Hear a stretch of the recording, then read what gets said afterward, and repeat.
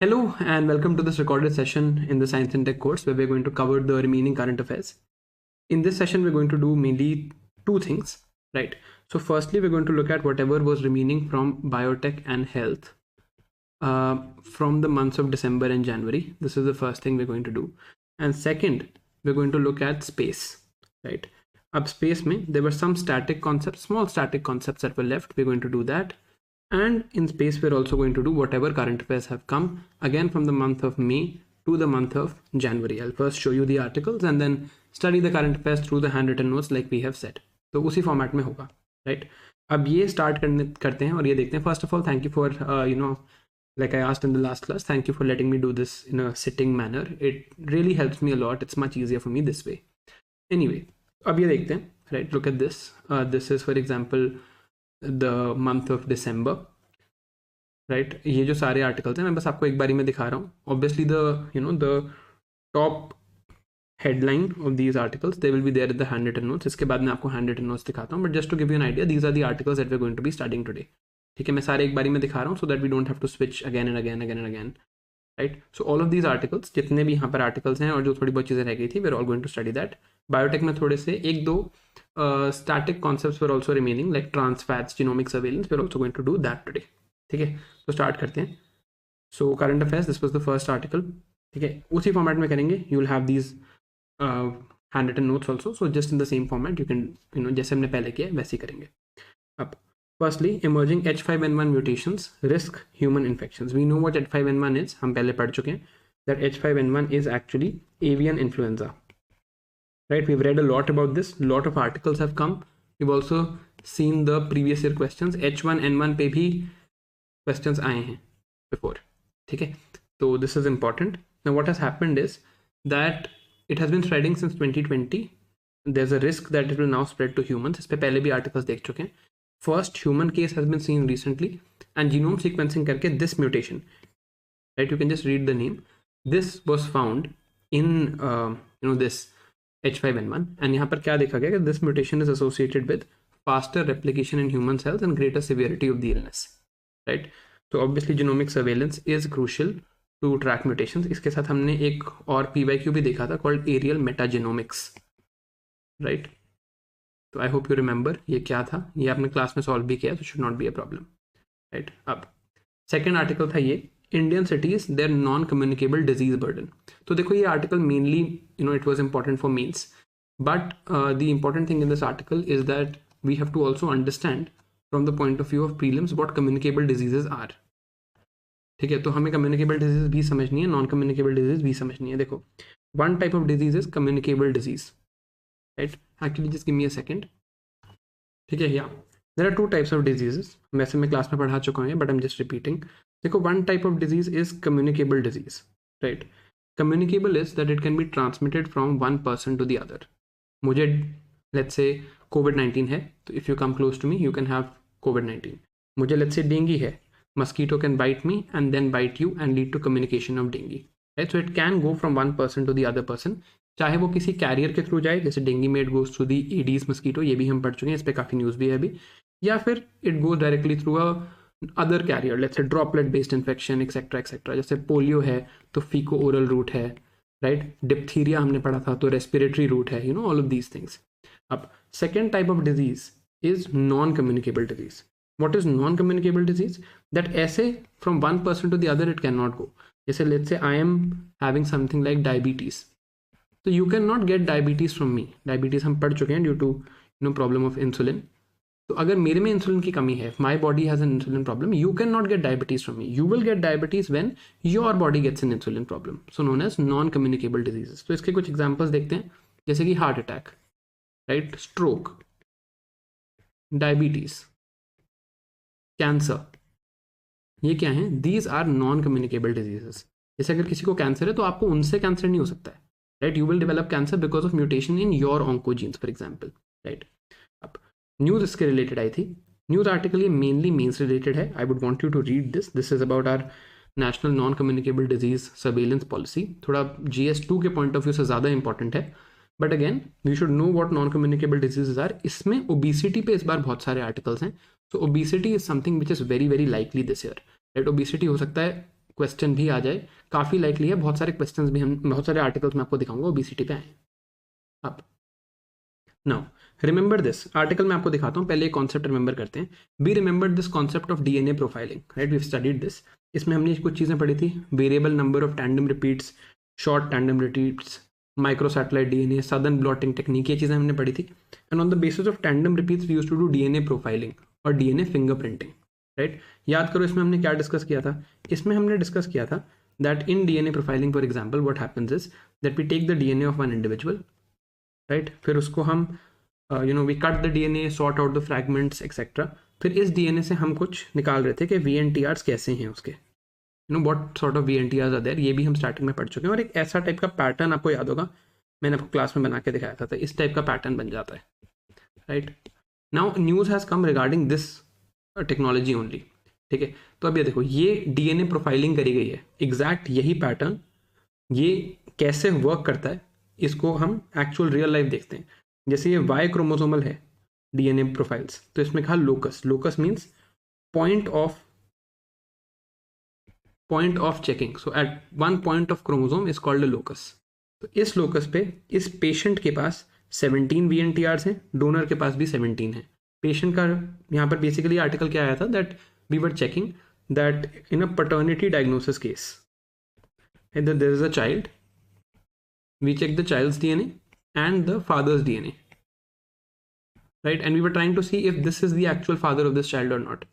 अब फादर से ही आया होगा चाइल्ड के पास वाई क्रोमोसोम, तो in the Y chromosome at least the VNTRs should be exactly the same. तो देखो ऐसे करते हैं, वाई क्रोमोसोम उठाया, इसका एक लोकस देखा, इस पे कितने रिपीट्स हैं पेशेंट में 17, डोनर में कितने हैं 17, यहाँ पर 13, यहाँ पर 13, यहाँ पे 23, यहाँ पे 23, यहाँ पे 29, यहाँ पे 29। अब यहाँ आपको दिख रहा है that a pattern of paternity can be established. अब यहाँ पर एक्चुअल न्यूज़ क्या थी, what had happened in this actual news was that there was a particular person who is context में, you can read what is written up here. इस context में what had happened was that there was a couple, right, so a husband and a wife, and they had a child. Now this child needed some organ donation, बच्चे को organ donation चाहिए थी। So what happened in this case was that they were very hesitant. husband का organ उन्होंने test भी नहीं होने दिया, they did not even lead to testing of this organ, कि obviously a father would love to donate an organ to their child if they could save their life, right, but यहाँ पर they were very hesitant in this. So it was observed that it was actually a levirate marriage.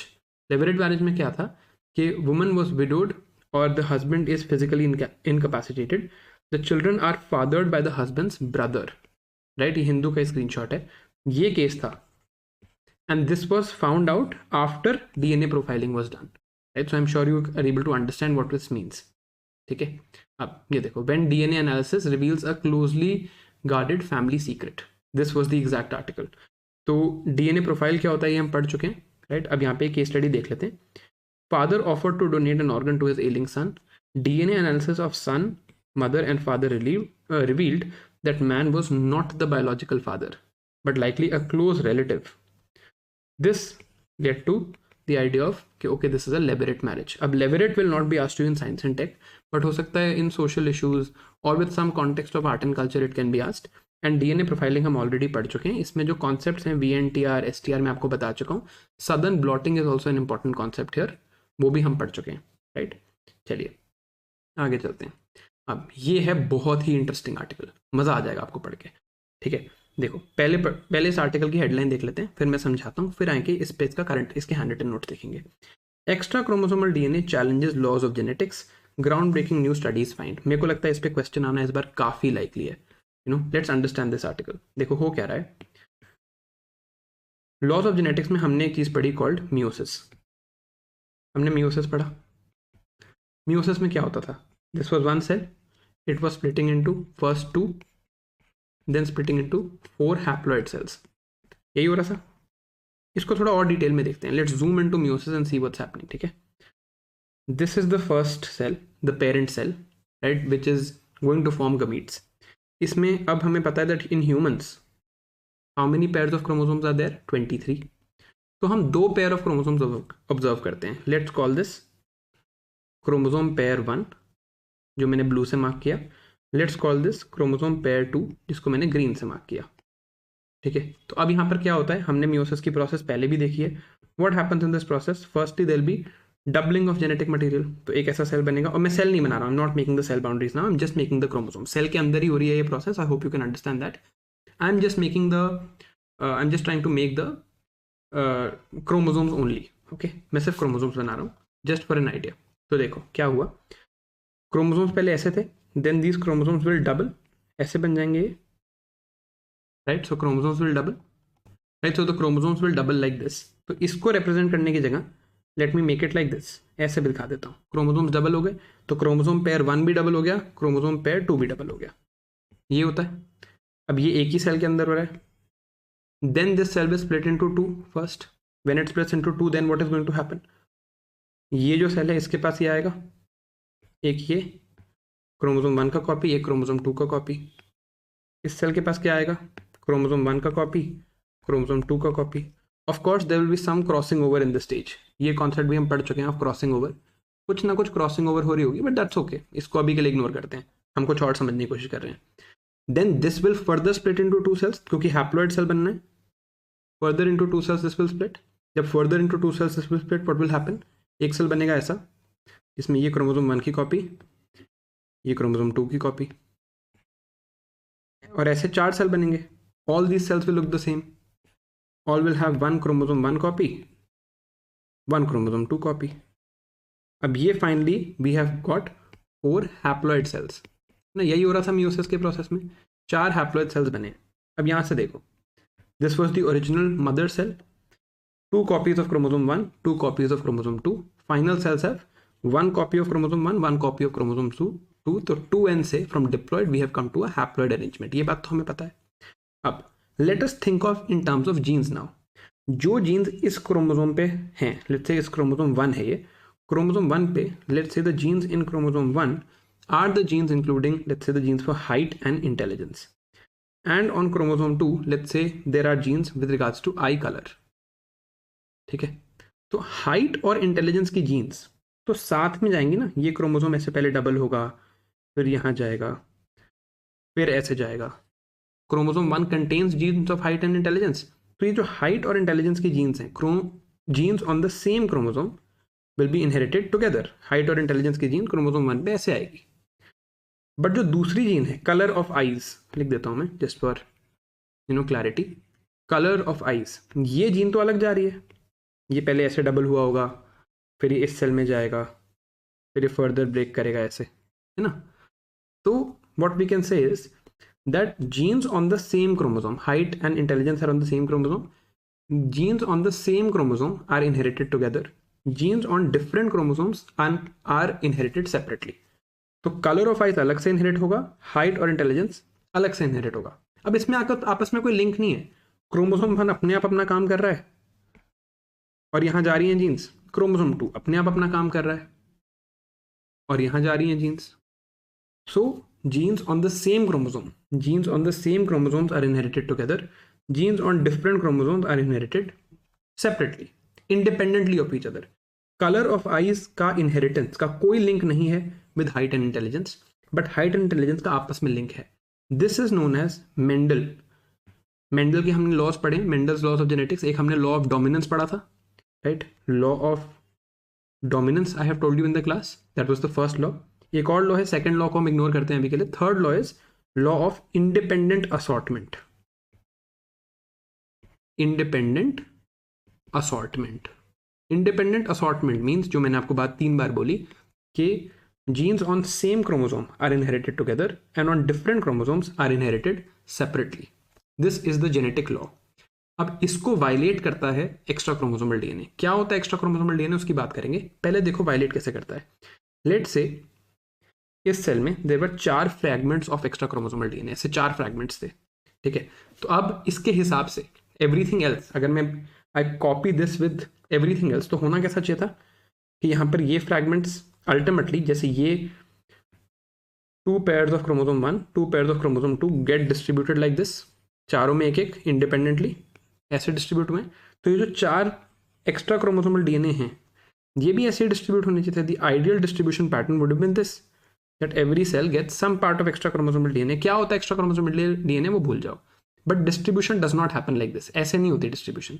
Distribution कैसे हो रही है, ऐसे चारों एक जगह जाते हैं, so they are not independently assorting. 4 fragments of extra chromosomal DNA they inherit in clusters, ये क्लस्टर्स में इनहेरिट करते हैं और ये साथ में जा रहे हैं एक जगह, चारों यहां जा रहे हैं, right. This is the violation of the law of independent assortment.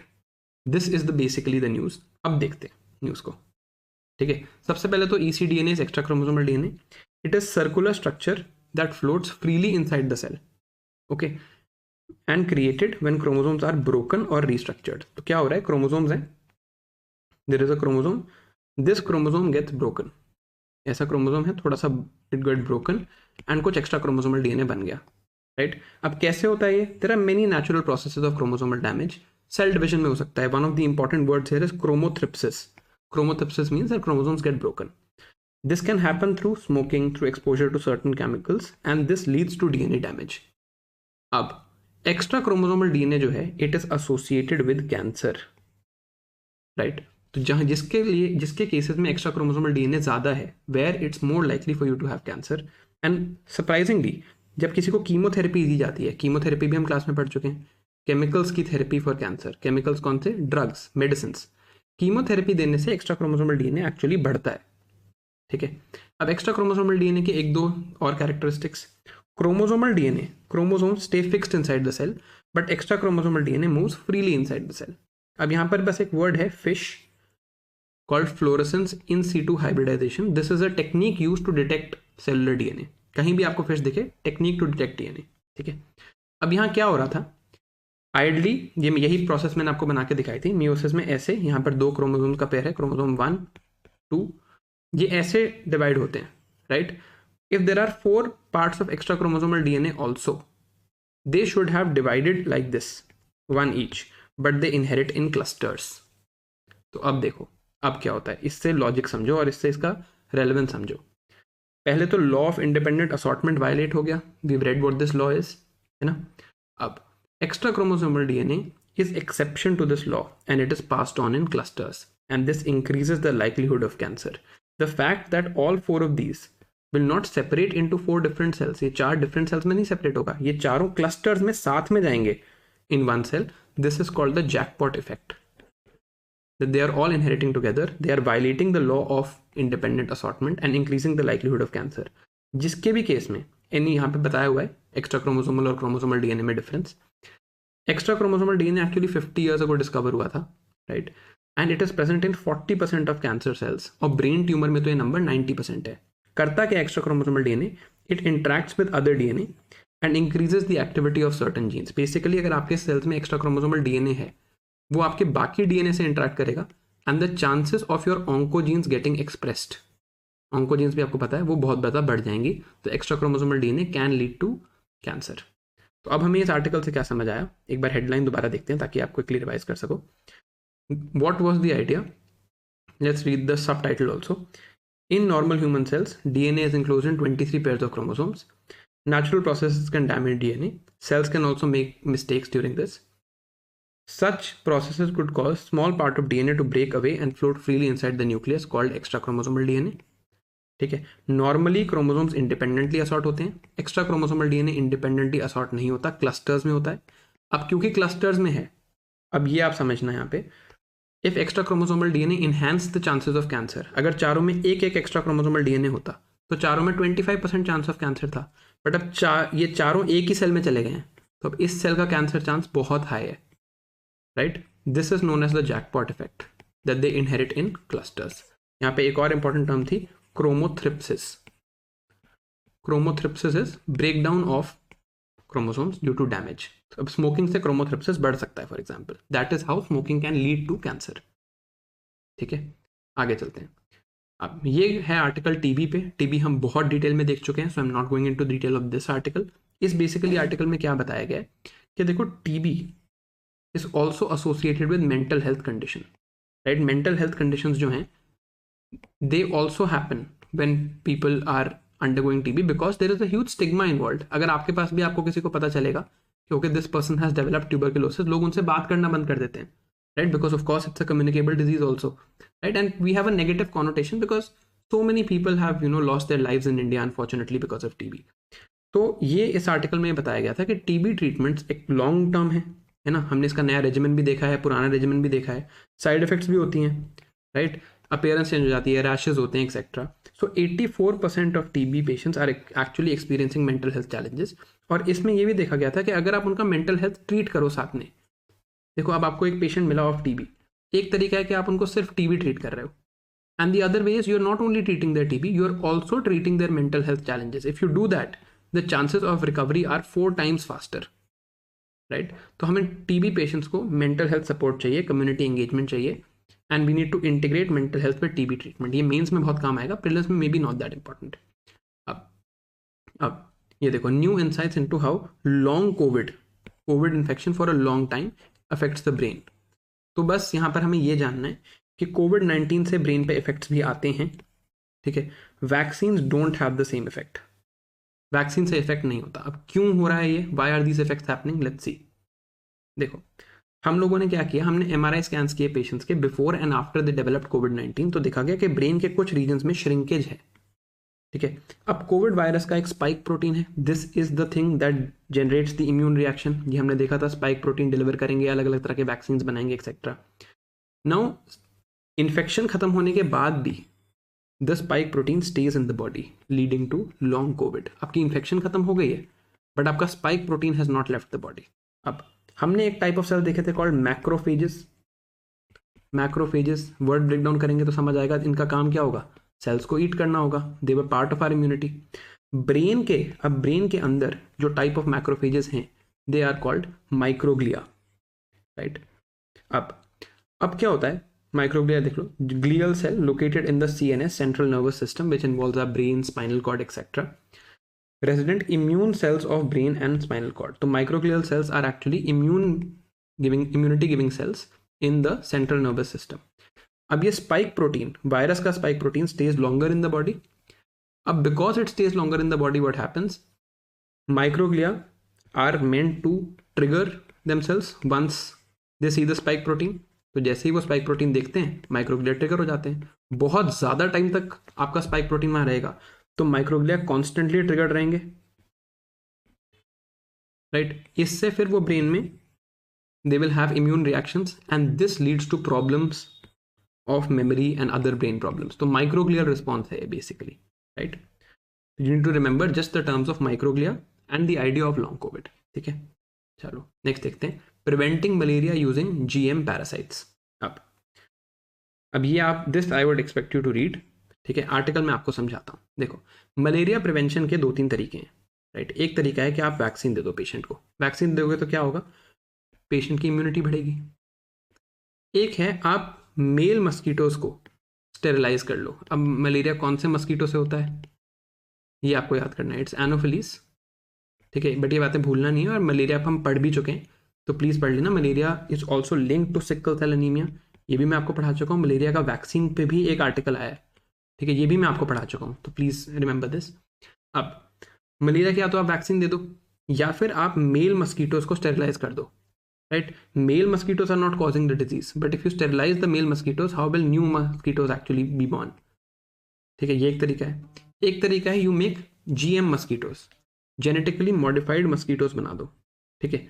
उससे क्या होगा कि जो प्लाज्मोडियम है, जो कॉजेटिव ऑर्गेनिज्म है, हमने इसका साइकिल भी देखा था. प्लाज्मोडियम क्या करता था, प्लाज्मोडियम में करता था कि okay, what was plasmodium doing, plasmodium was doing this कि it is there in the body of one person, mosquito और human body, rather human body में है plasmodium. Mosquito comes and bites this human body. अब ये mosquito के अंदर this plasmodium will replicate, then this mosquito goes and bites someone else, next human. अब यहाँ से replicate करके plasmodium इधर आ जाएगा and यहाँ आके then it will go firstly into the liver cells of the human. जब ये liver cell से human के blood में आएगा, right, अब एक और mosquito आके इनको bite कर सकता है and it can spread it to the next human, right. ये है मलेरिया का basic system. तो human body में है, ह्यूमन बॉडी में पहले लिवर में जाता है, फिर ब्लड में जाता है. अब ब्लड में जब जाता है तब सिम्टम्स आते हैं, तब आपको मलेरिया में फीवर, चिल्स ये सब होगा। मस्कीटो ने आपको बाइट किया, फिर से goes and bytes another human, उनमें भी ये सेम सिस्टम शुरू हो जाएगा। ठीक है, अब आपने जीएम मस्कीटोज बना दिए। जीएम मस्कीटोज में क्या है कि in this stage when the plasmodium is suppose to replicate inside the mosquito, you stop the replication. आपने रेप्लिकेशन रोक दी, तो अब वो एक बार तो ह्यूमन को बाइट कर लेगा बट नेक्स्ट ह्यूमन को ट्रांसमिट नहीं कर पाएगा। तो ये भी एक तरीका है मलेरिया रोकने का, right. GM mosquitoes stopping the spread of plasmodium in gut, right. अब जीएम मस्कीटोज में एक और तरीका है कि आप उनमें रेजिस्टेंस डेवलप कर दो malarial parasite which is Plasmodium. कि मस्कीटो आया, मेरे को मलेरिया है, मस्कीटो ने मुझे काटा, अब मस्कीटो प्लाज्मोडियम को लेगा ही नहीं, अब्जॉर्ब ही नहीं करेगा, वहीं पे किल कर देगा। उसमें ऐसी आप जीन्स डाल दो, ये भी एक तरीका है। बट एक नया तरीका आप डेवलप किया है कि कॉल्ड जीएम प्लाज्मोडियम। आप प्लाज्मोडियम जो एक्चुअल कॉजेटिव ऑर्गेनिज्म है उसी में जेनेटिक एडिटिंग कर दो। तो क्या होगा, ये जीएम प्लाज्मोडियम है। Now let's go back to this cycle, right. There is a plasmodium, let's say this is GM plasmodium. इसका काम है मलेरिया कराना, राइट, बट ये जेनेटिकली मॉडिफाइड है। What would have been the normal cycle? It would be inside the mosquito. It would have come to me, let's say in my human body, gone to my liver, replicated in my liver, then gone to my blood, and then I would have seen symptoms. ये normal process थी अगर ये GM नहीं होता, right? अगर ये GM है तो क्या हो रहा है? तो देखो, it comes, right? It bites the human body. It goes to the liver. अब लिवर में ये एक्चुअली मेरा इम्यून सिस्टम ट्रिगर करता है और मेरी इम्यूनिटी डेवलप करता है। पहली चीज़ तो ये करता है, तो immunity starts developing in my liver. Second thing is it gets killed here, it never goes to the blood because it's GM. हमने उसे ऐसे मॉडिफाई कर दिया है कि ब्लड में जाएगा ही नहीं। तो अगर ब्लड में जाएगा नहीं तो एक तो आगे ट्रांसमिशन नहीं होगी क्योंकि नेक्स्ट मस्कीटो मुझे बाइट करेगा, मेरे ब्लड में प्लाज्मोडियम अब पहुंचा ही नहीं। ब्लड में नहीं आएगा तो मेरे को सिम्टम्स भी नहीं आएंगे, ना मुझे फीवर होगा, ना मुझे चिल्स होंगे, etcetera etcetera. So this is what has been done, right. GM plasmodium normally liver में जाता था, फिर ब्लड में जाता था, but this is normal without GM, right. But अगर मैंने जीएम कर दिया तो you would prime the immune system in liver stage, causes no infection, it gets killed in the liver stage, so no symptoms. तो एक तरह से GM plasmodium is acting like a malaria vaccine. एक तरह से एक खुद ही एक वैक्सीन बन गया। This is the idea of GM plasmodium. आगे देखते हैं। अब ये आर्टिकल हम बहुत ज़्यादा एंटी माइक्रोबियल रेजिस्टेंस पढ़ भी चुके हैं, not much for me to tell you here. The only thing is कि इंडिया बहुत ज़्यादा एंटीबायोटिक्स यूज़ करता है in meat, which is also a contributory factor to antimicrobial resistance. हम डिटेल में पढ़ चुके हैं AMR, so should not be a problem. Now, 70% of global antibiotics are used in farm animals. ठीक है, तो ज़्यादा यूज़ होती हैं antibiotics in meat than used in humans, right. और इंडिया ने इतनी एंटीबायोटिक्स यूज़ की थी, India is 30th in antibiotic use globally. European countries ने रिड्यूस कर लिया है, इंडिया को भी और रिड्यूस करना है। अब आते हैं हीमोफीलिया पे। Scientist develop novel gene therapy to provide one time solution for haemophilia. Haemophilia आप नाम से क्लियर करो, हीमोग्लोबिन ब्लड में होता था and philia means love. So haemophilia loves to bleed, somebody that who will keep bleeding, ठीक है, बार बार ब्लीड करता रहेगा, दैट इज हीमोफीलिया। अब हीमोफीलिया होता कैसे, क्योंकि ये आर्टिकल आया है तो थोड़ा सा आपको बता देता हूँ, and what they have done now this also I will tell you. ठीक है, देखते हैं हीमोफीलिया में क्या होता है। हाँ, तो देखते हैं हीमोफीलिया में क्या होता है। देखो, नॉर्मली बॉडी को क्लॉट करने के लिए, वो बॉडी टू क्लॉट मीन्स के ब्लीडिंग हुई and then after some time it normally stops, right. Clot करने के लिए बॉडी को 13 फैक्टर्स की जरूरत होती है, 13 factors, and along with them blood cell called platelets, right. ये होता है।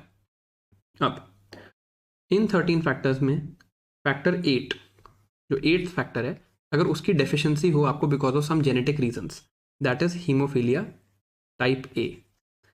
लेट्स से आपको जो 9th फैक्टर है उसमें डेफिशिएंसी हो due to genetic reasons, that is haemophilia type B. अब आपको यहाँ पर मुझे बताना है, this is not a live class but that does not mean I will not ask you questions. There was a vitamin that was related to clotting. ये vitamin कौन सा है ये आपने बताना है, ठीक है। अब देखो, this is what happens in haemophilia. अब अगर आपको इस प्रॉब्लम को सॉल्व करना है तो आप क्या करोगे? One way is gene therapy, we know the gene therapy way. आपने, ये पर्सन है, इनके सेल्स में फैक्टर 8 मिसिंग है, तो आप क्या करो, इनको जीन थेरेपी दे दो, you can give them gene therapy.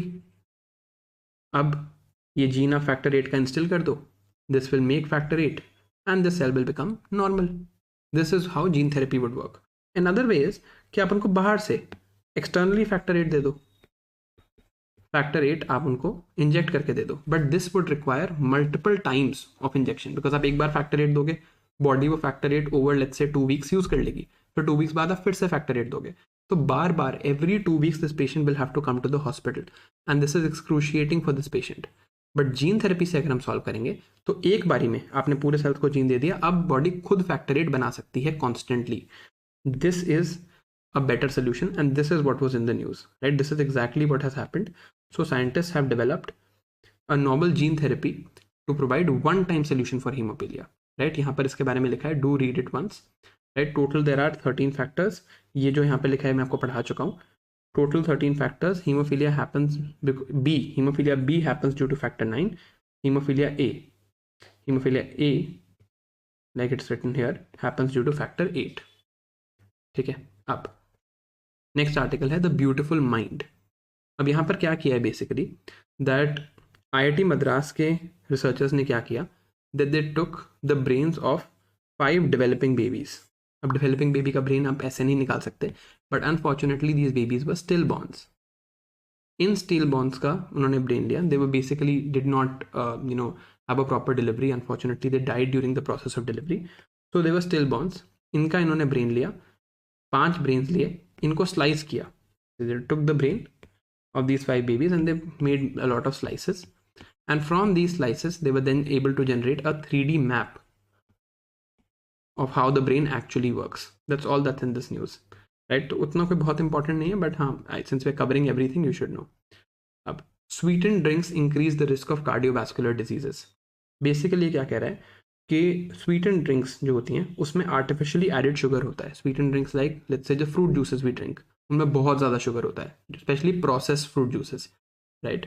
या फिर let's say aerated beverages like Coke for example, they have some added sugar, that leads to cardiovascular diseases. And यहाँ पर एक इंपॉर्टेंट बात लिखी थी, this is not directly important for prelims but important for you, that moderation of intake is needed. आप बहुत ज़्यादा consume करोगे तो भी दिक्कत है, और ये नहीं है कि आप बिल्कुल कंजम्पशन अपनी जीरो कर दोगे शुगर के तो it's beneficial, no, it's also not beneficial, you need a moderate intake, right? So everything in life demands moderation including sugar intake.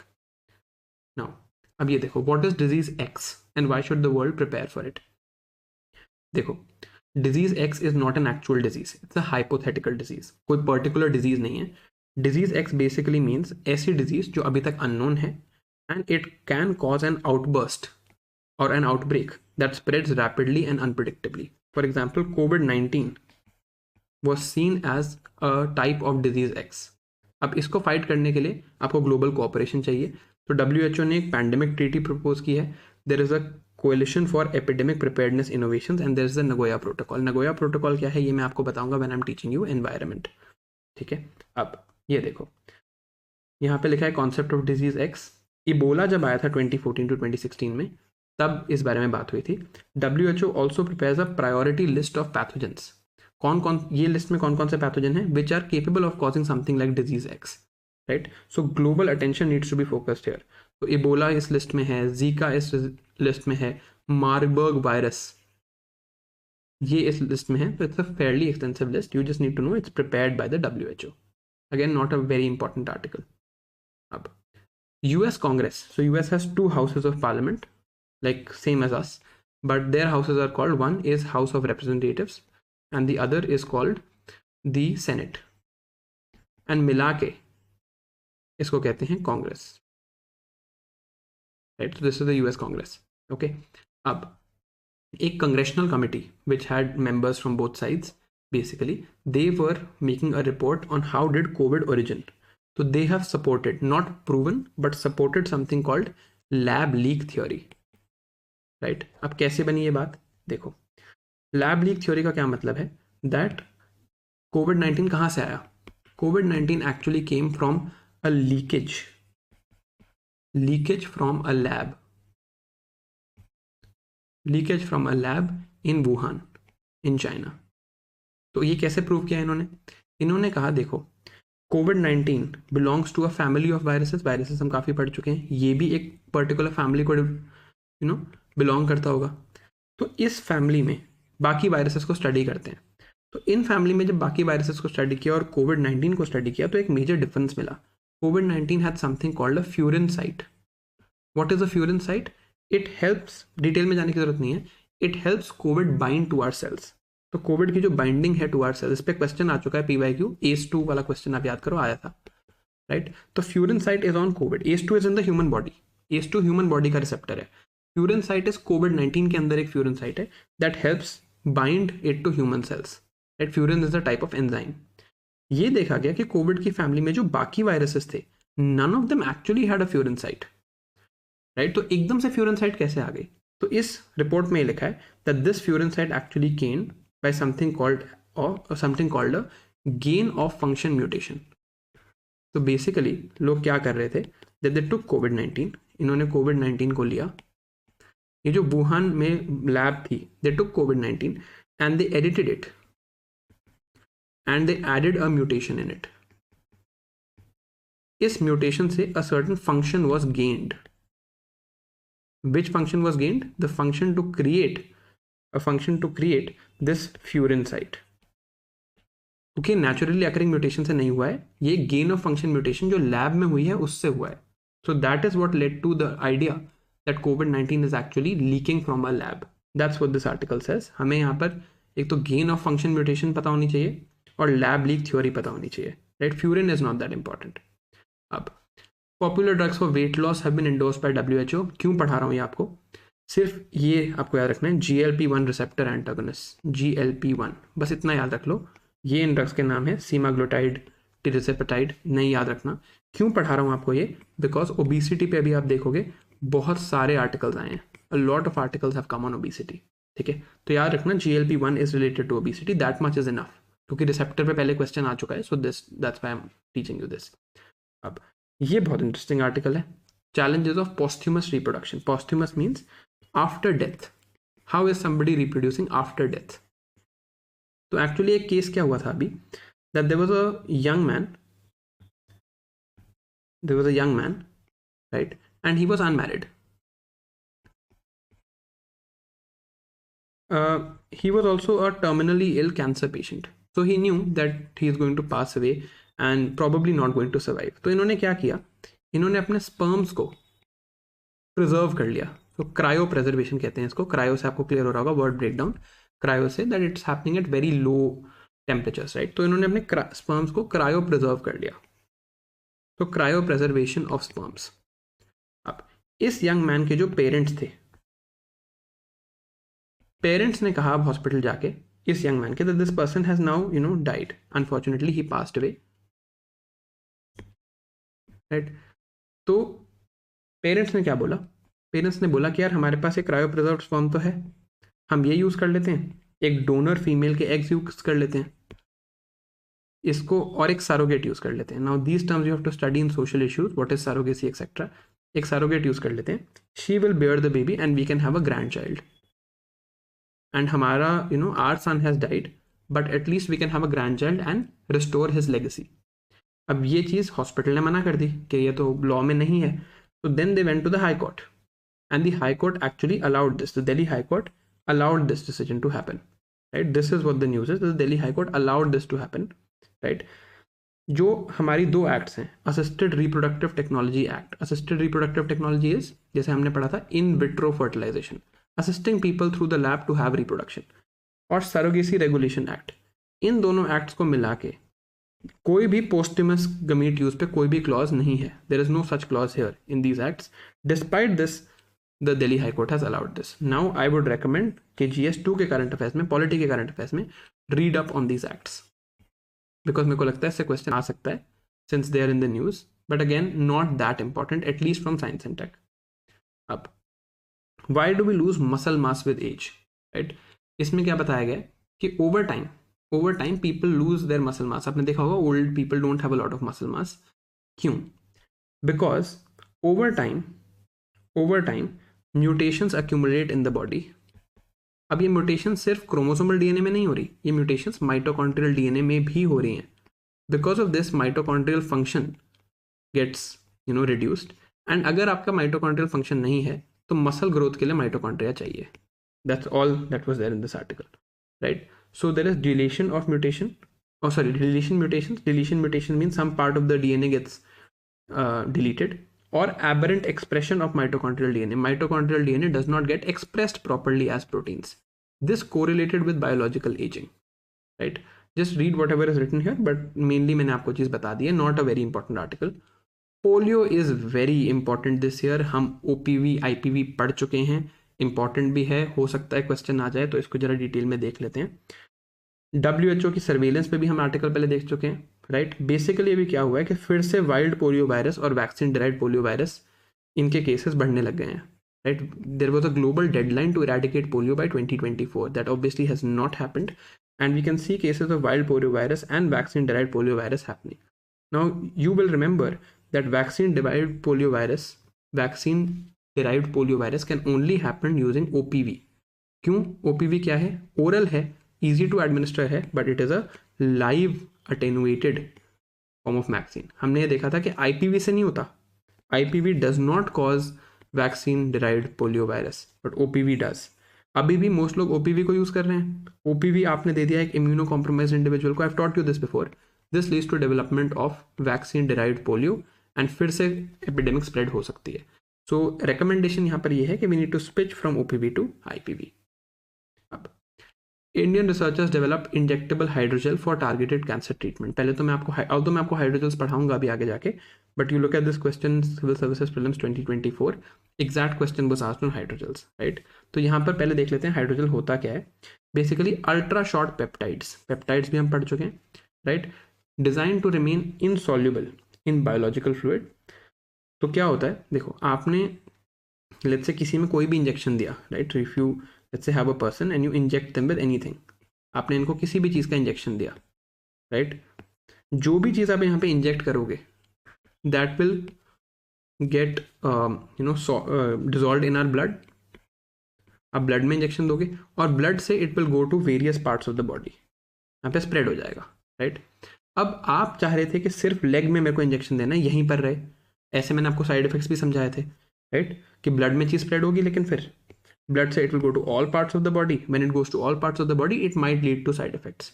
Hydrogel की स्पेशल कैपेबिलिटी क्या है? That they are insoluble in blood और any other biological fluids. तो they are insoluble in biological fluids.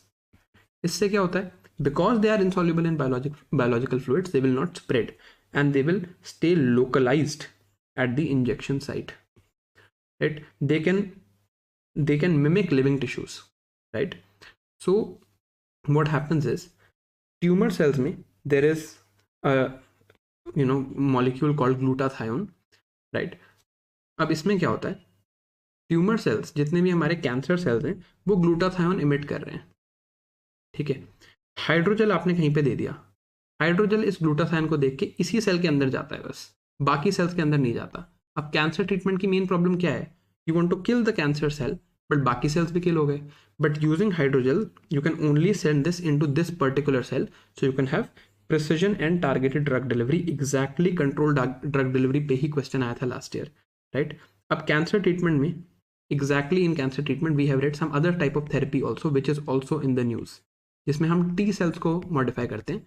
याद करना what that was, ठीक है? आगे चलते हैं.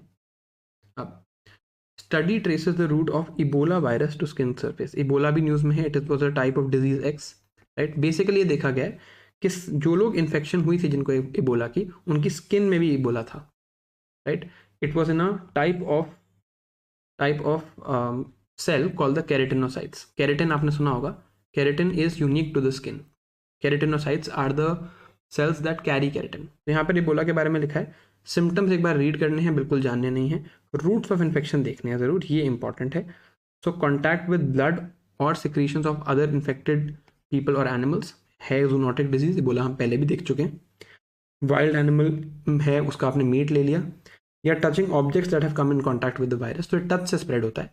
तो ये इन्होंने इस रिसर्च में डिस्कवर किया है. Again not that important. Again why public health nutrition policies need precise targeting. काफ़ी इंटरेस्टिंग आर्टिकल.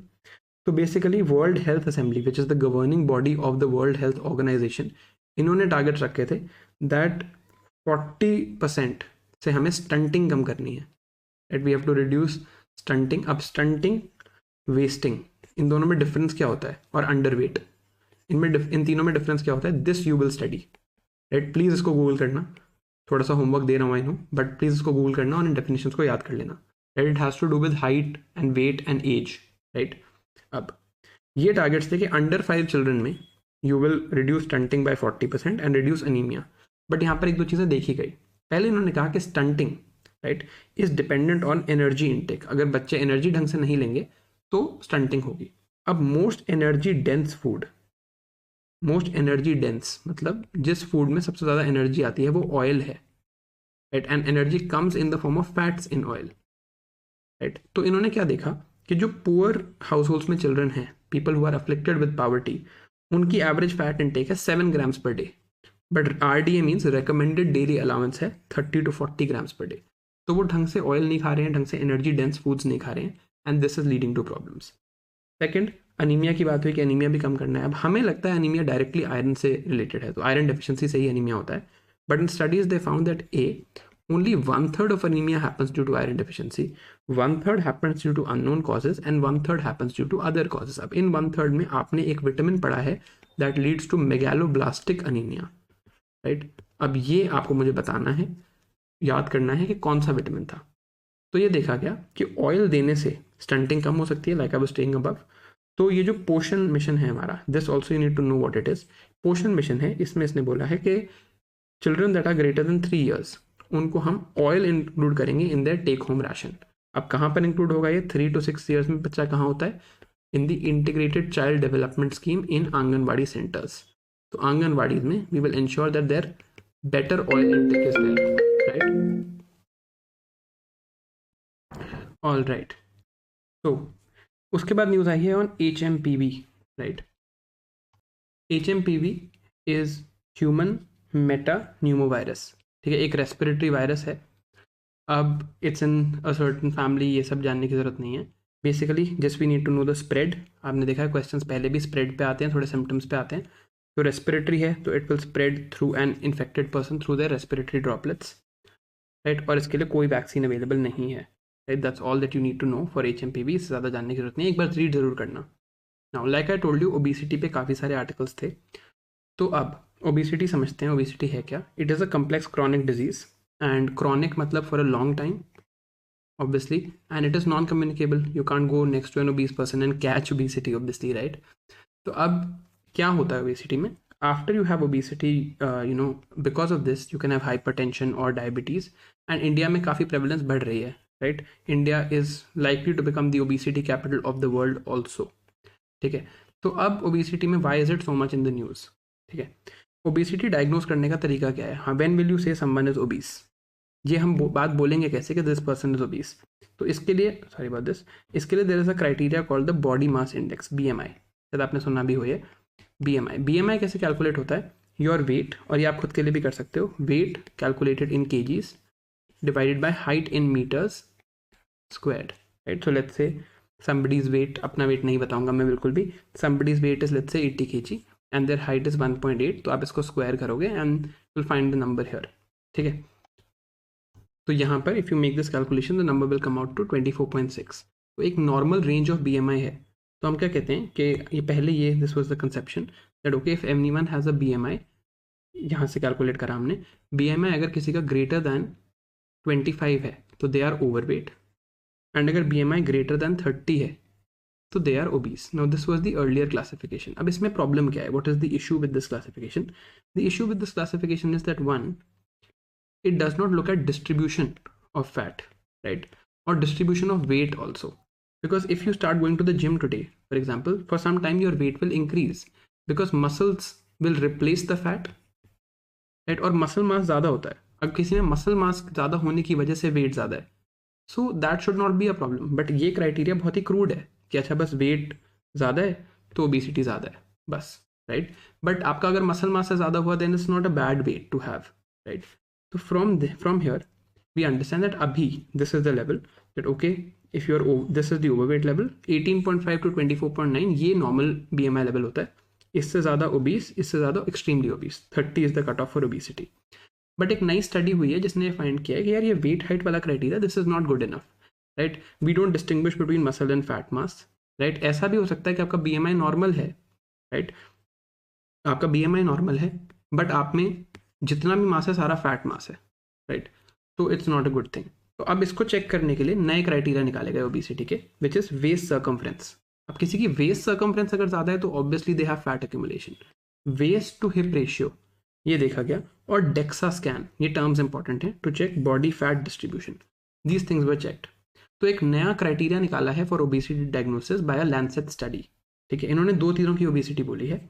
एक है clinical obesity based on BMI and fat distribution जो हम देख रहे थे, और abdominal obesity just checking the abdomen by waist circumference and fat distribution, right. तो ये नया क्राइटेरिया निकाला है फॉर ओबेसिटी डायग्नोसिस. उन्होंने क्या बोला है कि just don't look at the BMI.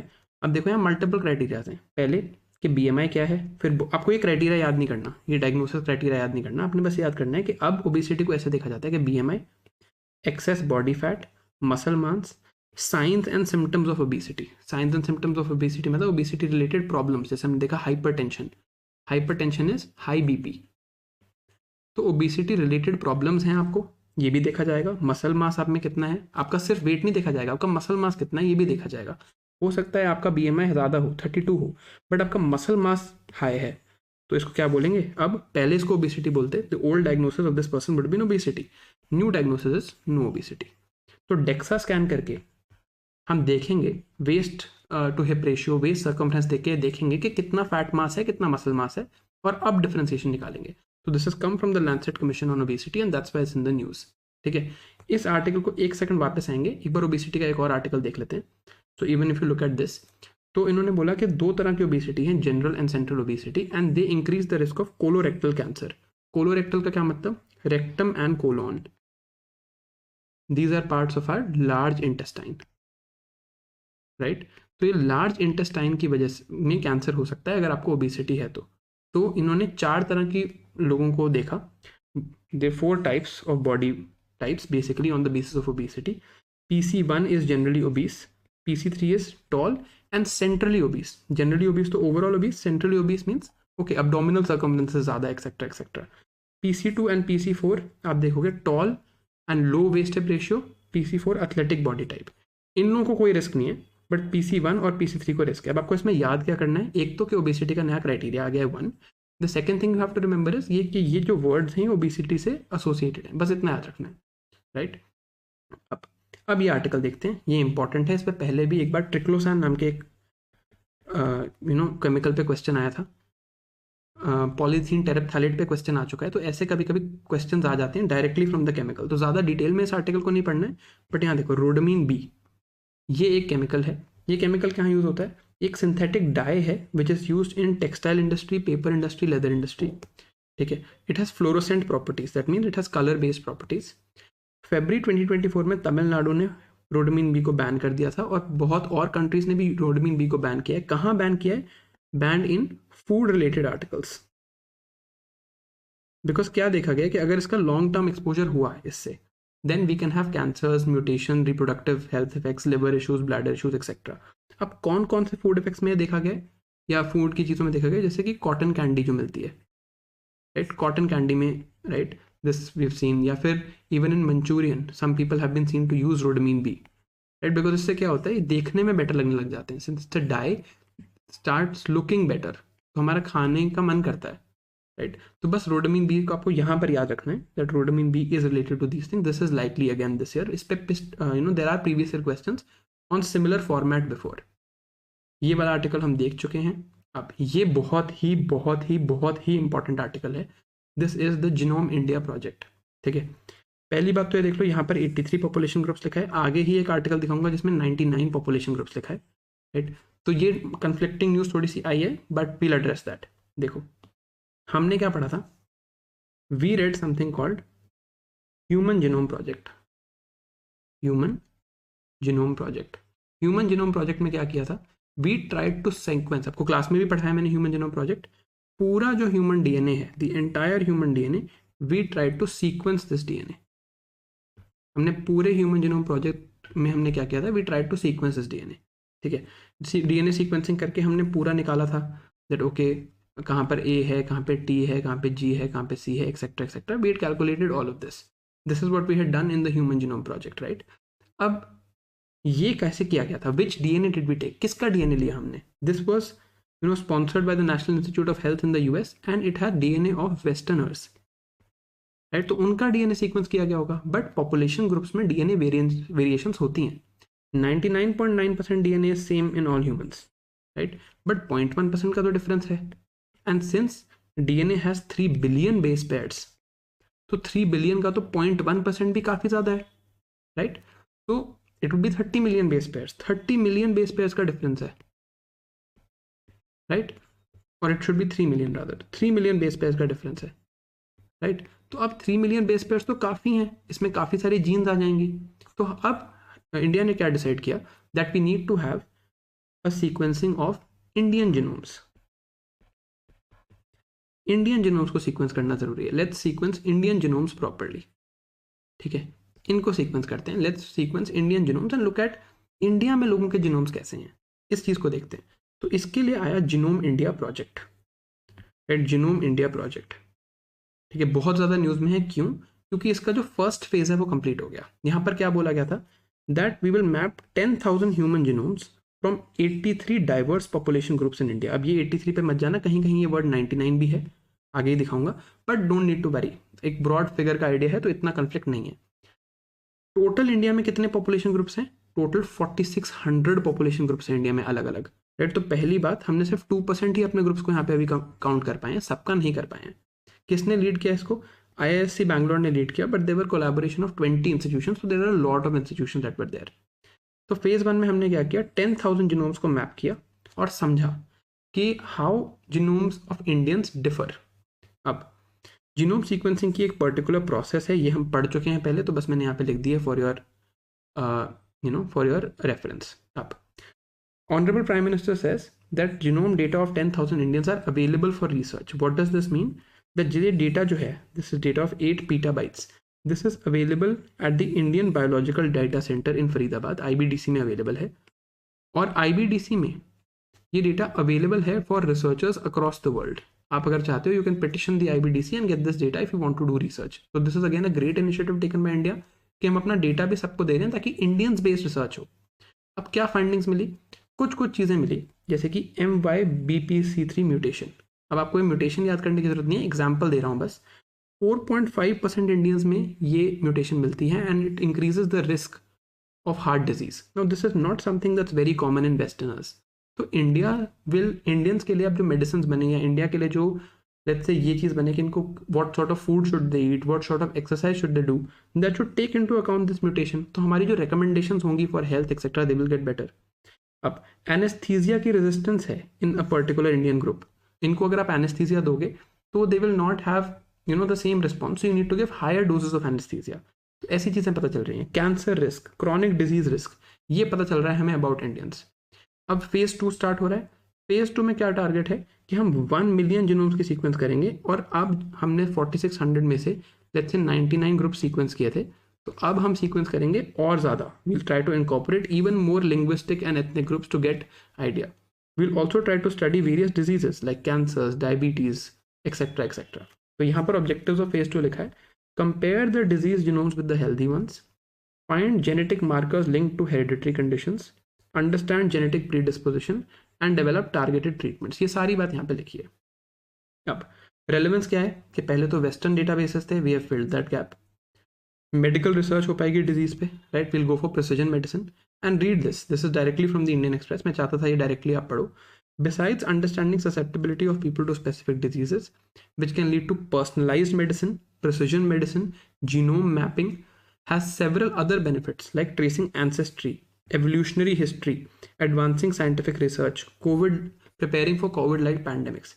एक और चीज़ मैं आपको बताता हूँ, आपने शायद ये must have read this in history somewhere, something called the Aryan invasion theory, right? पहली बात तो ये थ्योरी पूरी तरह ही डिस्प्रूव हो चुकी है। There has been no Aryan invasion in India. There has either been an out of India migration or there has been Aryan migration. Invasion नहीं हुई है, migration हुई है, राइट, या फिर आउट ऑफ इंडिया, इंडिया से बाहर लोग गए हैं। अब ये जो थ्योरी है, you don't need to know this, anthropology के लिए इंपॉर्टेंट है। ये डिस्कवरी कैसे हुई थी? This happened on the basis of an R1A1 gene found in a woman in Rakhigarhi. अब Rakhigarhi was a site in the Indus valley civilisation, ठीक है, इस बेसिस पे ये डिस्कवरी हुई थी। अब यहाँ से you can get the idea that if we have the Indian genomes, अगर हमें लोगों के सारे जीनोम्स पता हैं इंडिया के सारे पॉपुलेशन ग्रुप्स के, right, so we can use that data to understand various things. जो भी एप्लीकेशन हमने डीएनए की पढ़ी हैं, हमें क्या मिला है? हमें इंडियंस का डीएनए मिल गया है। तो अगर आपसे यहाँ पे पूछा जाए तो क्या ये हेल्प करेगा in developing better medicine? Yes, because this is called pharmacogenetics. ये होता क्या है? How do medicine interact with our genome, ये चीज़ देखी जाएगी। तो basically across the board, you know, we will have better applications here, and that is why this news is so important. Okay, all right. There were 2 news articles here on the Guillain-Barré syndrome, and yes, that's how it's pronounced. It's not Guillain-Barré, okay, it's Guillain-Barré. Guillain-Barré is not the best pronunciation also, it's a French word, but आप at least बोलो इसे properly. अब Guillain-Barré syndrome क्या है? Right, GBS is the common medical term that's used, right? GBS में क्या होता है? दैट आपको पूरी बॉडी में पैरालिसिस फील होता है, आप बैठे हो, this is a common history given by GBS patients, they sitting like this, और पता चलेगा वो जैसे लेट्स से दे गो, वेरी कॉमन हिस्ट्री कि मैं वॉशरूम गया और I sat on the pot but मैं उठ ही नहीं पाया, because it is a paralysis inducing disease. कैसे होता है यहाँ पे? This is an auto immune condition. पहली बात तो ये है, ऑटो इम्यूनिटी हम पढ़ चुके हैं। इम्यून सिस्टम अपना पेरिफेरल नर्व्स को अट्रैक्ट कर रहा है। हमने ऊपर देखा था ना central nervous system. Central nervous system क्या है? Brain, spinal cord etcetera. ये पेरिफेरल नर्व्स हैं जो नर्व्स मसल्स में जाती हैं। तो मसल्स की नर्व्स खराब हो गई तो पैरालिसिस हो गया, right? This is the Guillain Barre syndrome and immune system attacks the myelin sheath. This is the part of the neurons, इतना डिटेल में देखने की जरूरत नहीं है। कॉजेज क्या हैं, right? What are the causes? It is caused by a bacteria called Campylobacter jejuni. यहाँ पे लिखा है कैम्पाइलोबैक्टर जेजुनी की इन्फेक्शन से होता है, ये आपको याद करना है। यहाँ सिम्टम्स लिखें, right? Symptoms you can understand that it is affecting the nerves. तो पैरालिसिस की प्रॉब्लम हो सकती है, पेन भी फील हो सकता है, ब्रीदिंग प्रॉब्लम्स भी हो सकती हैं। It's also deadly, right? Death भी बहुत कॉमन है जीबीएस में, right? So this is Guillain Barre because might be asked because there were 2 articles. Treatment क्या है? इसके लिए कोई क्योर नहीं है। Treatment methods are 2, one is plasma exchange, one is intravenous immunoglobulin therapy. तो आप या तो प्लाज्मा एक्सचेंज कर सकते हो या आईवी आईजी थेरेपी कर सकते हो। Again just need to know the names, right? Not need to go into details. ये आपको कैसे याद होगा? क्योंकि ऑटो इम्यून डिजीज है तो कुछ इम्यूनिटी रिलेटेड ही करना होगा टू सॉल्व इट, राइट? अब रेटिनल डिजीजेस, हमने already adenosine deaminase acting on retina, ADAR का एंजाइम पढ़ा था। रेटिनल डिजीजेस पे news I. What is retinal disease? पहले समझते हैं रेटिना क्या है, फिर समझेंगे रेटिनल डिजीज क्या है। हमारी आई का स्ट्रक्चर कैसा है, ये मैंने आपको स्पेस पढ़ाते हुए और ग्रेविटेशनल लेंसिंग पढ़ाते हुए भी दिखाया था कि हमारी आई ऐसी है और आई में यहाँ पर एक लेंस है। This is the lens of are आई। बहुत ही खराब डायग्राम बनाया है, थोड़ा सा ठीक बना देता हूँ actually. Our eye looks like this, there is a lens here in the eye, ऐसे एक लेंस है। ये हमारा कॉर्निया होता है बाहर, और the cornea. Again diagram is not accurate, उस पर मत जाना, जस्ट गिविंग एन आइडिया। यहाँ से लाइट की रेज आती हैं, they come like this and they get focused here. This is the retina, ठीक है? This is basically what the eye does. आपको ये बताया था कि अगर किसी का लेंस खराब हो जाता है तो फिर उन्हें मेरे जैसे ऐसे चश्मिश बनना पड़ता है और चश्मे लगाने पड़ते हैं। If the lens focuses this, यहाँ पे ज़्यादा जल्दी फोकस कर दे, लेंस बिकम्स टू पावरफुल, तो यहाँ पर हम एक नेगेटिव पावर का लेंस और लगाएंगे ताकि फिर दोनों की पावर न्यूट्रलाइज होकर रेटिना पे इमेज बने। अब रेटिनल डिजीजेस का क्या मतलब? इस रेटिना में जो हम अपने पेरेंट्स से इनहेरिट करते हैं, रेटिना में कोई ना कोई डिजीज हो। It's there is some disease in the retina of the person, right? If there is some disease in the retina of the person, that would be called a retinal disease that could lead to blindness, problems of vision etcetera etcetera. So this class of diseases is called the inheritable retinal diseases. You get it from inheritance from your parents. अब ये क्या है? एक genetic disorder है जिसमें there is progressive vision loss and blindness, ठीक है? 300 jeans ऐसी हैं जिनसे इसमें म्यूटेशन हो सकती है, राइट? इंडिया में जो इसकी प्रेवलेंस है वो काफ़ी हाई है। ग्लोबली 3000 में से एक आदमी को होती है, इंडिया में काफ़ी ज़्यादा प्रेवलेंस है। ये आपको रिमेंबर नहीं करना।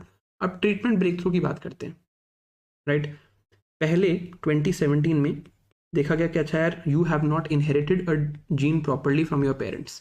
तो क्या सोल्यूशन है इसका? Obviously gene therapy is the solution, right? Gene therapy is the solution, we know this already, ये तो है ही।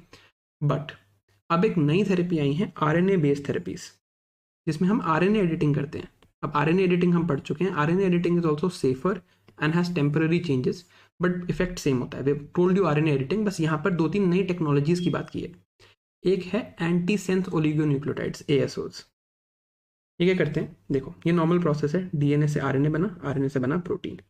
ASO एट द टाइम, जैसे अपने यहाँ लगाया, ये आपने आरएनए बनाया, सिंगल स्ट्रैंडेड आरएनए बना, ASO आके यहाँ पर अटैच हो जाते हैं। तो अब मान लो इस आरएनए में, ये यहाँ दिखा देता हूँ, let's say from DNA you made RNA is like this, at यहाँ पर ATGC एक्सेट्रा होंगे, सिंगल स्टैंडर्ड होता है आरएनए। आपने बाहर से दे दिया एंटीसेंस ओलिगोन्यूक्लियोटाइड्स, ठीक है। तो अब वो जाके यहाँ पर अटैच हो जाएंगे, दे गेट अटैच्ड हियर। अब इससे क्या होगा, ये वाला पार्ट ऑफ आरएनए जो है ये एक्सप्रेस नहीं होगा। तो इससे 2 चीज़ें हो सकती हैं, या तो कोई डिफरेंट प्रोटीन बन जाए, या फिर प्रोटीन बने ही ना, नो प्रोटीन। तो ये आरएनए एडिटिंग हुई, हम आरएनए को रोक रहे हैं फ्रॉम फॉर्मिंग प्रोटीन्स। तो ASO यूज करके या तो आप you can make an alternate protein, और you can make a antisense protein और no protein synthesis using antisense oligonucleotide. तो एक तो ये तरीका है ऑफ आरएनए एडिटिंग। दूसरा है which we have already read, do read this one, इसमें कुछ नहीं है, वही चीज़ लिखी है जो मैंने आपको बताया है। ये वो डिजीजेज हैं जिनके लिए यूज़ किया जाता है, राइट। अब एक चीज़ है ADAR enzymes, adenosine deaminase acting on RNA, इसकी भी बात की है हमने, राइट। याद करो इसमें कुछ हो रहा था, गुआनिन G और I से रिलेटेड कुछ हो रहा था, right. Need to remember this, ADAR enzymes, ठीक है। अब last is tRNA based therapy. हमने क्या पढ़ा है अभी तक कि DNA टू RNA बनता है। जब DNA से लेट्स से ये RNA बन गया, DNA से we have formed this sort of RNA, then there is tRNA। tRNA यहाँ आता है, and tRNA will read these codons and get amino acids, ठीक है। अब मान लो हमें पता है कि यार ये जो कोडॉन है, I know you know these terms, that's why I am explaining like this, ये जो कोडॉन है ये खराब है, this should not be red. अगर ये कोडॉन tRNA ने किसी तरह पढ़ लिया तो कोई ना कोई प्रॉब्लम हो जाएगी, जो प्रोटीन बनेगा वो ठीक नहीं बनेगा। तो हम tRNA में मॉडिफिकेशन कर देते हैं कि यार पहले ये कोडॉन पढ़ना, फिर ये कोडॉन पढ़ना, फिर ये वाला पढ़ना ही मत, इसके आगे वाला पढ़ लेना, right. So even modification of tRNA is a way to bypass stop codon mutation. Stop codon क्या होता है, हमने कोडॉन्स देखे थे, what are codons? Codons are basically made of 3 nucleotides, right. There were 64 codons, degenerate genetic code हमने देखा था। कुछ कोडॉन्स होते हैं that code for a stop mutation और अ स्टॉप साइन। बेसिकली जैसे ये कोडॉन आएगा, लेट्स से AUA स्टॉप, जैसे ही tRNA यहाँ पे पहुंचेगा वो स्टॉप कर देगा, वो आगे का प्रोटीन पढ़ेगा ही नहीं।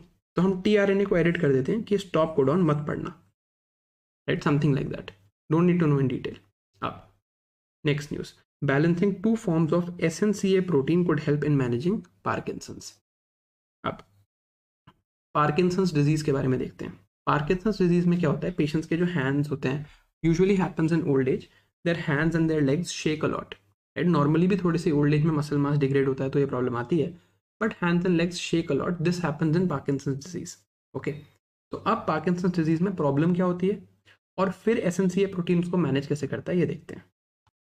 अब पार्किंसंस डिजीज को समझते हैं। What happens in Parkinson's generally is that patients are sort of shaking and their hands are shaking etcetera etcetera, ये बहुत कॉमन चीज़ है पार्किंसंस में। अब क्या होता है पार्किंसंस डिजीज में ये देखते हैं।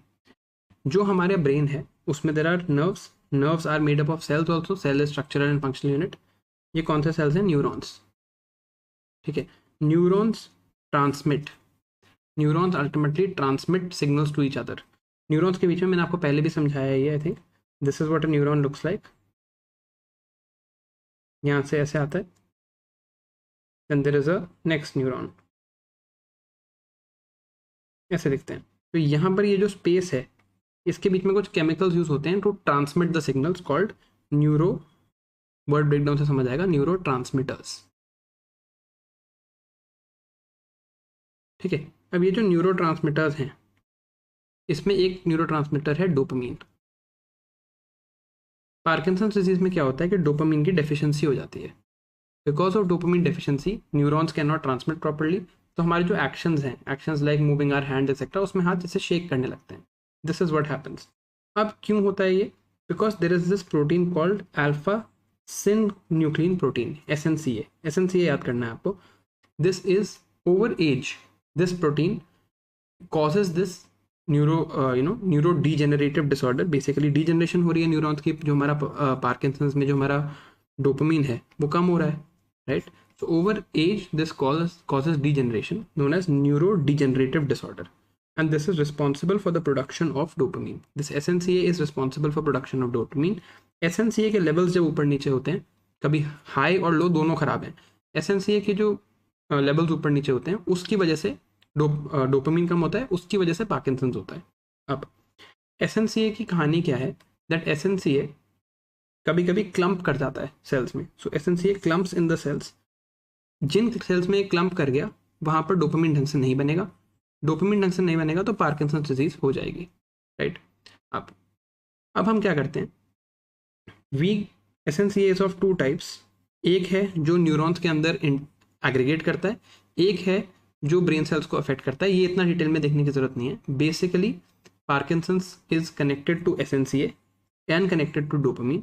हम क्या कर रहे हैं? We are using CRISPR-Cas9 to control SNCA, right? अब आपको लगेगा SNCA का लेवल तो हमें हाई चाहिए था, बट SNCA इस टाइप का भी है. 2 टाइप का SNCA है. One is that is causing dopamine production, one is that is actually reducing dopamine production. तो ये जो टाइप है which is reducing SNCA is reducing dopamine production, हम इसको रोक रहे हैं यूजिंग CRISPR-Cas9, राइट? तो basically gene therapy to control SNCA to control Parkinson's disease, this is the idea.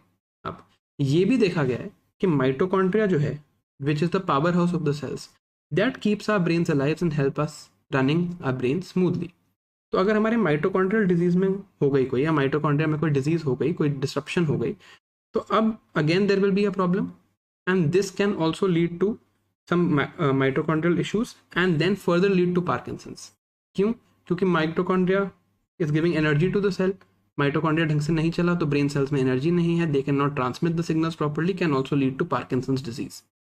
ठीक है, तो हम even we can use some gene therapy to affect this mitochondrial DNA, and then this mitochondrial DNA can be used to cure Parkinson's disease. That's all you need to remember here. अब ये चीज़ मैंने यहाँ पे सिर्फ इसलिए लिखी है ताकि आप जाके ये आपको समझ आए कि पोलियो जो है वो काफ़ी इंपॉर्टेंट टॉपिक है. इस बार IPV और OPV हम पढ़ चुके हैं already. We have already read these two, IPV and OPV, right? तो इन दोनों वैक्सीन के लिए basically to understand inactivated polio vaccine and oral polio vaccine, this is important. यहाँ पर बस ये लिखा है इस आर्टिकल में कि किसने इसको डिस्कवर किया था. तो एल्बर्ट सैबिन ने डिस्कवर किया था OPV, और हमें इसमें पता है, राइट? जोनास सॉक ने डिस्कवर किया था IPV. This is obviously the safer vaccine because it's inactivated, but IPV is also injectable, तो इसको इंजेक्शन की तरह देना पड़ता है. OPV की बेस्ट एडवांटेज है कि वो 2 बूंद जिंदगी की बाजू ऐड होती है. It's very easy to administer OPV. Okay, अब deadline for polio eradication was 2024, that's why it was in the news. हमने OPV IPV पे ऊपर भी एक न्यूज़ देखी थी, तो काफ़ी इंपॉर्टेंट है, ढंग से पढ़ना है इसको. At no much news in this particular article since we've already read OPV already, right? Up jumping genes and RNA bridges promise to shake up biomedicine. अब ये है थोड़ा सा टफ चीज़ समझने के लिए, राइट? थोड़ा सा लॉजिक से हटके होगा, but do try and understand. देखो, जो ग्रेगर जोहान मेंडल थे, जिनके लॉज ऑफ जेनेटिक्स हम पढ़ रहे थे, law of dominance, law of independent assortment, he is known as the father of genetics. इन्होंने ये आर्ग्यूमेंट दिया था कि on the chromosome genes are stable, right? ऐसे मान लीजिए कोई क्रोमोसोम है, दिस इज अ क्रोमोसोम, यहाँ पर जीन्स हैं, ये जो जीन्स हैं दे आर स्टेबल, ये स्टेबल जीन्स हैं. ठीक है, this is the argument that he had given. अब उन्होंने कहा कि यहाँ पर है, ये यहाँ पे लोकेटेड हैं, इसी क्रोमोसोम पे लेते 4-5 जीन्स हैं, ये जीन्स प्रॉपर्ली स्टेबली लोकेटेड हैं. फिर एक डिस्कवरी हुई बाय बाबरा मैकिन्टॉक. इन्होंने एक डिस्कवरी करी that genes can actually move with in the genome. यहाँ पर ये जीन्स ऐसा नहीं है कि हमेशा स्टेबल रहेंगी, हो सकता है यहाँ से जंप करके यहाँ चली जाए, यहाँ से जंप करके यहाँ चली जाए, वापस जंप करके इधर आ जाए. So this phenomena was known as jumping genes. और इन जंपिंग जीन्स का जो बायोलॉजिकल नाम है वो दिया गया ट्रांसपोजॉन्स. ट्रांसपोजॉन्स, राइट? तो पहले तो हमें पता होना चाहिए व्हाट इज ट्रांसपोजॉन्स. नाउ कितना % ट्रांसपोजॉन्स है हमारी बॉडी में?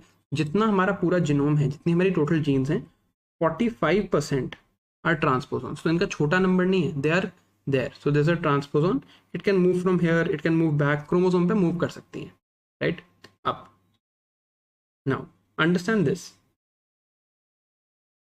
अब लेट्स से यहाँ पर कोई ट्रांसपोजॉन है, ये एक क्रोमोसोम है, इसके ऊपर ये एक ट्रांसपोजॉन है जो यहाँ से वहाँ मूव कर सकता है, कभी यहाँ चला गया, कभी इधर चला गया, इट्स अ जंपिंग जीन। अब ये जो जंपिंग जीन है, इसमें लेट्स से एक म्यूटेशन हो गई।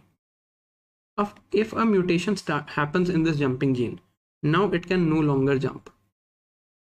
अब इसकी एबिलिटी लूज हो गई and this is called dormant. Dormant means sleeping, dormant transposon. तो साइंटिस्ट ने क्या किया, साइंटिस्ट ने सिंथेटिकली, ये जो म्यूटेशन हुई थी ट्रांसपोजॉन में, synthetically, synthetic biology is we use CRISPR-Cas9 और समथिंग एल्स। तो क्या किया, synthetic transposons have been created. हमने अपने साइड से एक ट्रांसपोजॉन बना दिया and reactivated the dormant transposon. जो ट्रांसपोजॉन जंप नहीं कर पा रहा था बिकॉज ऑफ म्यूटेशन, हमने उसको रीएक्टिवेट कर दिया, राइट। अब इसको यूज करके हमने बैक्टीरियल सेल्स को रीप्रोग्राम भी किया, alright. Then there was something called bridge recombinase mechanism. Basically हमने बैक्टीरिया में क्या देखा कि बैक्टीरिया में there are certain jeans.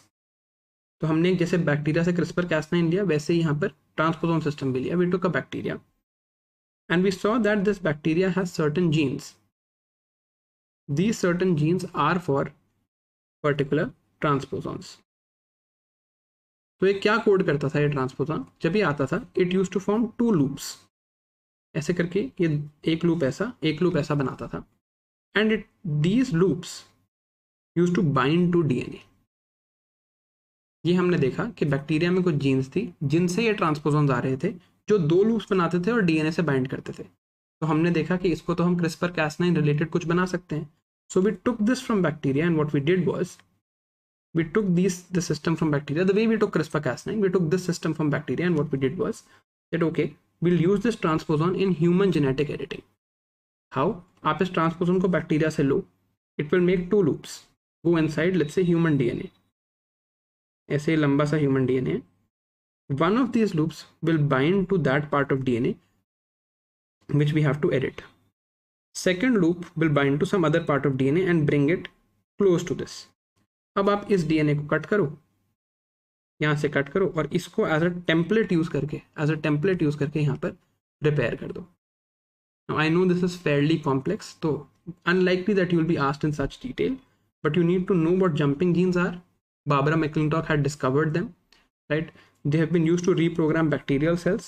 They are also RNA guided systems used for genetic modification. Basically क्या था, bacterial DNA. We had bacterial DNA. It was leading it. This was a transposon. Jumping gene थी bacteria में, इससे बनता था RNA. This RNA would create 2 loops. This could be then used to edit human DNA. ये कहानी है यहाँ पे ब्रॉडली. तो ट्रांसपोजॉन्स होते क्या हैं? ट्रांसपोजॉन्स के लिए बार्बरा मैकलिंटॉक को नोबेल प्राइज भी मिला in 1980s. I think in 1984 she got a Nobel prize for this. Now what is happening, right? तो यहाँ पर क्या हुआ, डबल डीएनए का आपने सिंगल स्ट्रैंडेड आरएनए बनाया, 2 लूप्स ऑफ आरएनए बने that can bind 2 separate pieces of DNA. 1 loop can attach to the target site, other loop specifies the DNA to be altered, right? जो हमने यहाँ देखा था कि okay, it will one will bind to the target site, one will specify the DNA that needs to be altered, and both of these loops are independently programmable. Of course this might be something difficult for you to understand. Both of these are independently programmable. अब जो next हमारी class होगी उसमें I will also look at this in a bit of detail, because I think recorded में अगर मैं आपको ऐसे समझा दूंगा तो यू विल नॉट अंडरस्टैंड. अभी के लिए पढ़ लो, we will talk about this in detail in the next class, right? अब next news आई है about ABO classification system. Unlikely that again we'll get asked, but I'll still explain to you. जो हमारे ब्लड ग्रुप्स होते हैं, right? जो हमारे blood groups होते हैं, इस टाइप के ब्लड ग्रुप्स हैं A, B, AB and O. ये ब्लड ग्रुप्स कहाँ से आते हैं, where do these blood groups come from, वो देखते हैं, ठीक है? Let's look at this. So किसी का ब्लड ग्रुप है A. Now A and B or any type of blood group is decided on the basis of antigen-antibody interactions, right? तो antigen और एंटीबॉडी देखा जाता है। ए ब्लड ग्रुप है मतलब आपके ब्लड में एंटीजन है ए और एंटीबॉडीज हैं एंटी बी। ऐसा क्यों? अगर आप में एंटी ए ही एंटीबॉडीज होती, if you had anti A antibodies, तो आप अपने ही ब्लड ग्रुप को अटैक कर लेते। So on your red blood cells there is an antigen A but an antibody called anti B. This is A blood group, right? तभी आपकी ये एंटीबॉडी खुद को नहीं अटैक कर रही। Your antibody will not attack A antigen, your antibody will attack B antigen. तो आपका ब्लड में ठीक है, आपके पास एंटीजन ए का है और जो आपके पास एंटीबॉडीज हैं वो बी के अगेंस्ट हैं। You are A blood group. Second is let's say B blood group. Your antigen will be B, antibodies will be anti A. Okay, तो आपके पास बी एंटीजन है आपके रेड ब्लड सेल्स पे और एंटी ए एंटीबॉडीज हैं, तो आपके खुद के रेड ब्लड सेल्स सिक्योर हैं। तभी हम किसी बी ब्लड ग्रुप के पर्सन को ए ब्लड ग्रुप नहीं दे सकते। अगर हमने बी ब्लड ग्रुप के पर्सन को ए ब्लड ग्रुप दे दिया तो उनके पास एंटी ए एंटीबॉडीज हैं, बॉडी में इम्यून रिएक्शन हो जाएगा और तभी हम देखते हैं कि ब्लड ग्रुप सेम होना चाहिए, तभी ब्लड ग्रुप मैच करके हम ब्लड ग्रुप्स देते हैं। अब आगे चलते हैं। ए बी ऐसा भी ब्लड ग्रुप होता है। आपके पास ए एंटीजन भी है, आपके पास बी एंटीजन भी है और आपके पास कोई एंटीबॉडीज नहीं है, क्योंकि अब अगर आपके पास एंटी ए होता तो भी आपके सेल्स खराब हो जाते, एंटी बी होता तो भी आपके सेल्स खराब हो जाते। This is A B and last is O. O means zero in biology. तो यहाँ पे आपके पास कोई भी एंटीजन नहीं है। All of these are normal, you have no antigen here, but आपके पास एंटीबॉडीज कौन सी हैं? Anti A and anti B. अब आपने सुना होगा concept of universal donor, universal recipient etcetera, उसको समझते हैं। ठीक है, देखो इस टेबल को आप याद रखना। अब हम समझते हैं। लेट्स से मुझे person 1, this is person 1, person 1 से पर्सन 2 को ब्लड देना है। तो मैं पर्सन 1 से क्या देता हूं? मैं सिर्फ रेड ब्लड सेल्स दे रहा हूं। रेड ब्लड सेल्स के ऊपर क्या है? एंटीजन है। तो पर्सन 1 का antigen will be given to this person, right? बस ये दिया जाएगा। ठीक है, तो अब मान लो किसी के पास ओ ब्लड ग्रुप है, किसी के पास ओ ब्लड ग्रुप है। इस पर्सन का ब्लड ग्रुप लेट्स से हम अज्यूम करते हैं person 1 blood group is O, person 2 blood group is A B, या अभी के लिए ए मान लेते हैं। तो हमने क्या दिया? हमने यहाँ पे ब्लड दिया। We gave blood with zero antigens, कोई एंटीजन है ही नहीं, तो रिएक्शन होगा नहीं, नो प्रॉब्लम। अगर मैंने पर्सन 1 का ब्लड है B, I gave this to him, person 1 blood group is B, person 2 is A. मैंने ये अगर डोनेट कर दिया तो मैंने क्या दे दिया? मैंने बी एंटीजन दे दिया। अब ए के पास क्या है? ए के पास एंटी बी एंटीबॉडीज हैं, तो यहां पर रिएक्शन हो जाएगा, दिक्कत हो जाएगी। तो ऐसे with this the blood group O is known as universal donor. किसी को भी डोनेट कर सकते हैं ब्लड। क्यों कर सकते हैं यूनिवर्सली डोनेट? क्योंकि इनके पास कोई एंटीजन है ही नहीं, सामने कोई भी एंटीबॉडी हो, recipient, this is person 2 is our recipient, इनके पास कोई भी एंटीबॉडी हो, डजंट मैटर, बिकॉज सामने से ओ आ रहा है, right? Any antibody they have, doesn't matter, सामने से कोई एंटीजन आ ही नहीं रहा, तो no reaction will happen. Similarly जो हमारा ए बी ब्लड ग्रुप है, A B, they are called universal recipients. They can receive from anyone, universal recipient. क्यों? दिस इज अ पर्सन, आपके पास ब्लड ग्रुप है ए बी, आपको मैं कोई भी ब्लड दे दूं, ए दे दूं, बी दे दूं, ओ दे दूं, कुछ भी दे दूं, आपको तो कोई प्रॉब्लम ही नहीं है, क्योंकि since you are A B blood group, आपके पास कोई एंटीबॉडीज ही नहीं है ब्लड वाली, तो कुछ भी आ जाए रिएक्शन नहीं होगा। This is the concept. इस पे न्यूज आई थी, so I thought just for coverage will cover this also, right? यहाँ पे लिखा भी हुआ है, just this table is important.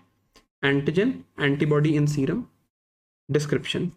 So A B आप देखोगे यूनिवर्सल रेसिपिएंट, ओ आप देखोगे यूनिवर्सल डोनर। नाउ ये हम पहले पढ़ चुके हैं कि जीएम मस्टर्ड पे the split verdict has been given and national policy on GM crops has been told. ये एक आर्टिकल आया था परफंक्टरी पैनाशिया पे। बेसिकली ये एक एडिटोरियल था that was arguing that scientist need funding, not a lot of national awards. इस साल हुआ क्या है? This a Shanti Swarup Bhatnagar award given again for excellence in science that has been renamed to Vigyan Yuva राष्ट्रीय विज्ञान पुरस्कार, राइट? एंड इसके अंदर देयर इज विज्ञान रत्न, विज्ञान युवा etcetera. It is created by the ministry of home affairs. Again जिस फैक्ट्स हैं, not that important in my opinion. अब 1 day 1 genome to initiative to harness the microbial potential of India। ये news actually PIB से आई है। तो इसमें क्या बोला गया, department of biotechnology and biotechnology research and innovation council ने लॉन्च किया है 1 day 1 genome। ये क्या करेंगे, दे will have a microbial genome will be given every day एक किसी माइक्रोब का, एक किसी डिजीज कॉसिंग ऑर्गेनिज्म का, ये बैक्टीरिया का, they will take the genome and they will analyze it and then they will highlight the unique type of bacteria found in our country, right? अब इसकी एप्लीकेशंस क्या होंगी आप खुद सोच सकते हो। हमें बैक्टीरिया का DNA पता चल रहा है, तो disease understanding, evolutionary understanding, how to counter the bacteria, ये सब कुछ हम कर पाएंगे, राइट?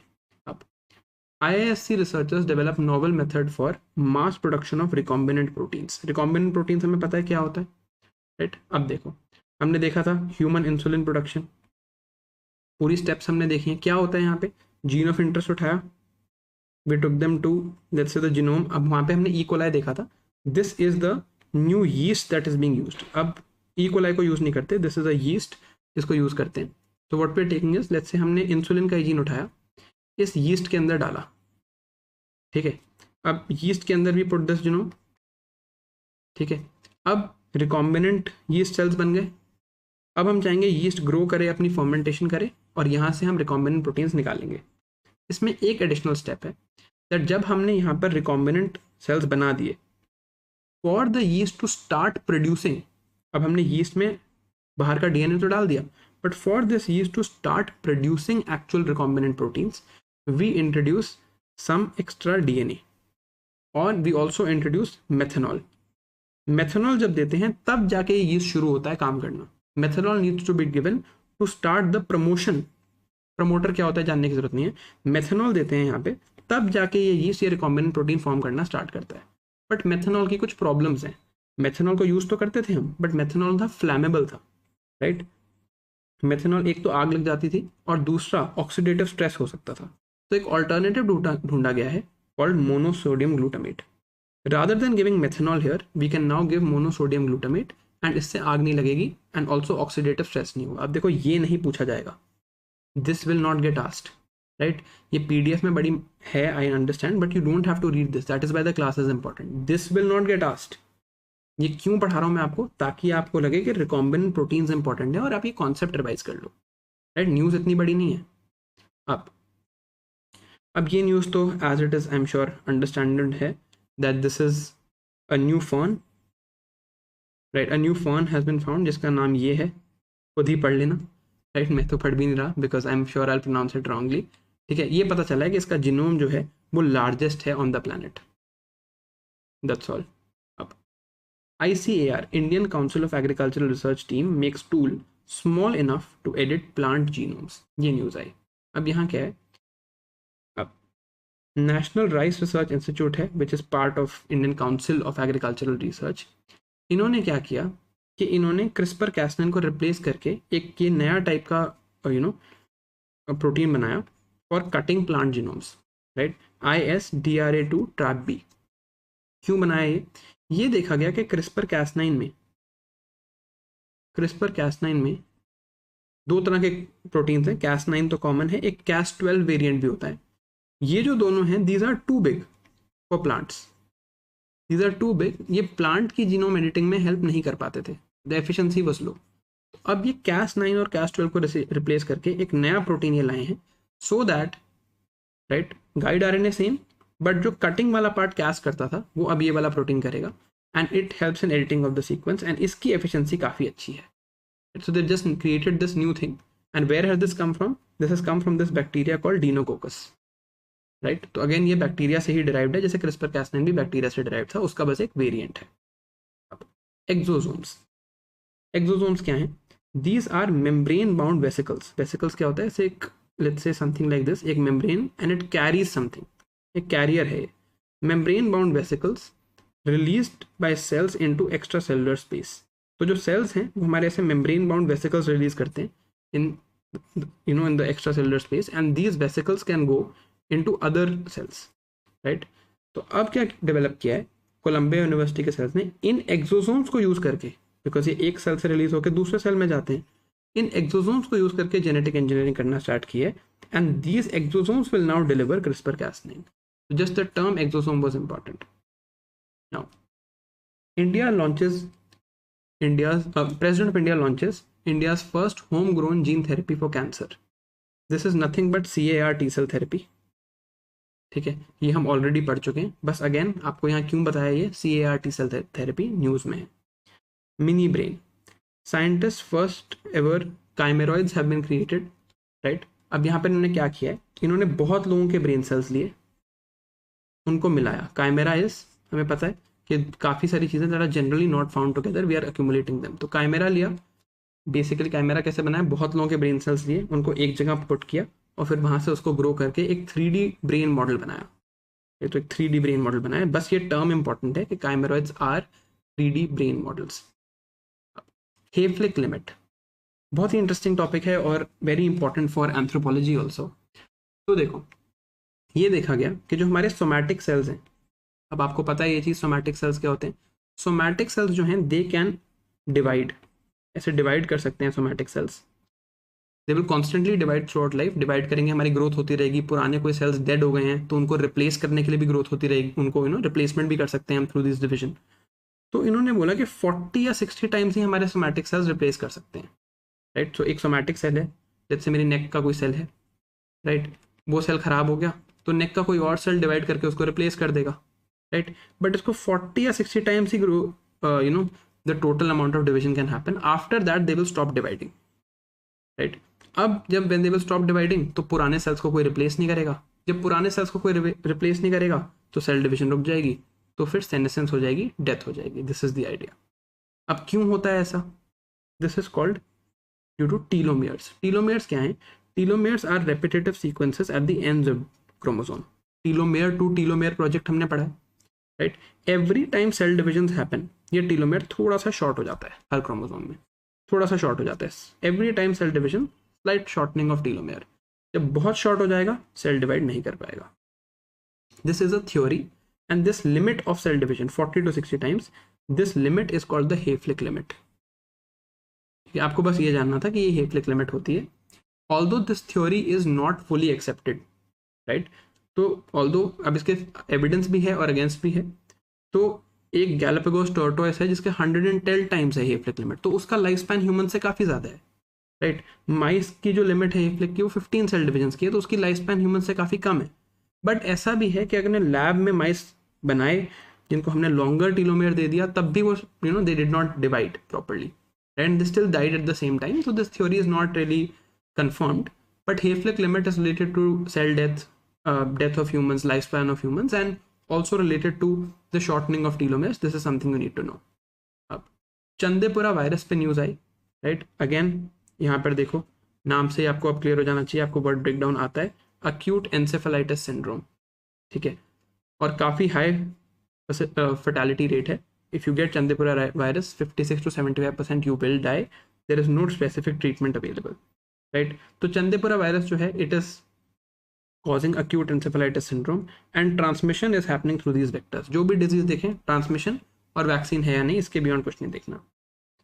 अब डायबिटीज, ओबेसिटी वैसे भी न्यूज़ में था, डायबिटीज भी न्यूज़ में था. इसके अगेंस्ट भी एक और न्यूज़ आई है that if there is high glycemic index that can lead to diabetes. Last year mains में मिलेट्स पे क्वेश्चन आया था. मिलेट्स की मेन एडवांटेज ही ये है कि उनका ग्लाइसीमिक इंडेक्स कम है, ठीक है.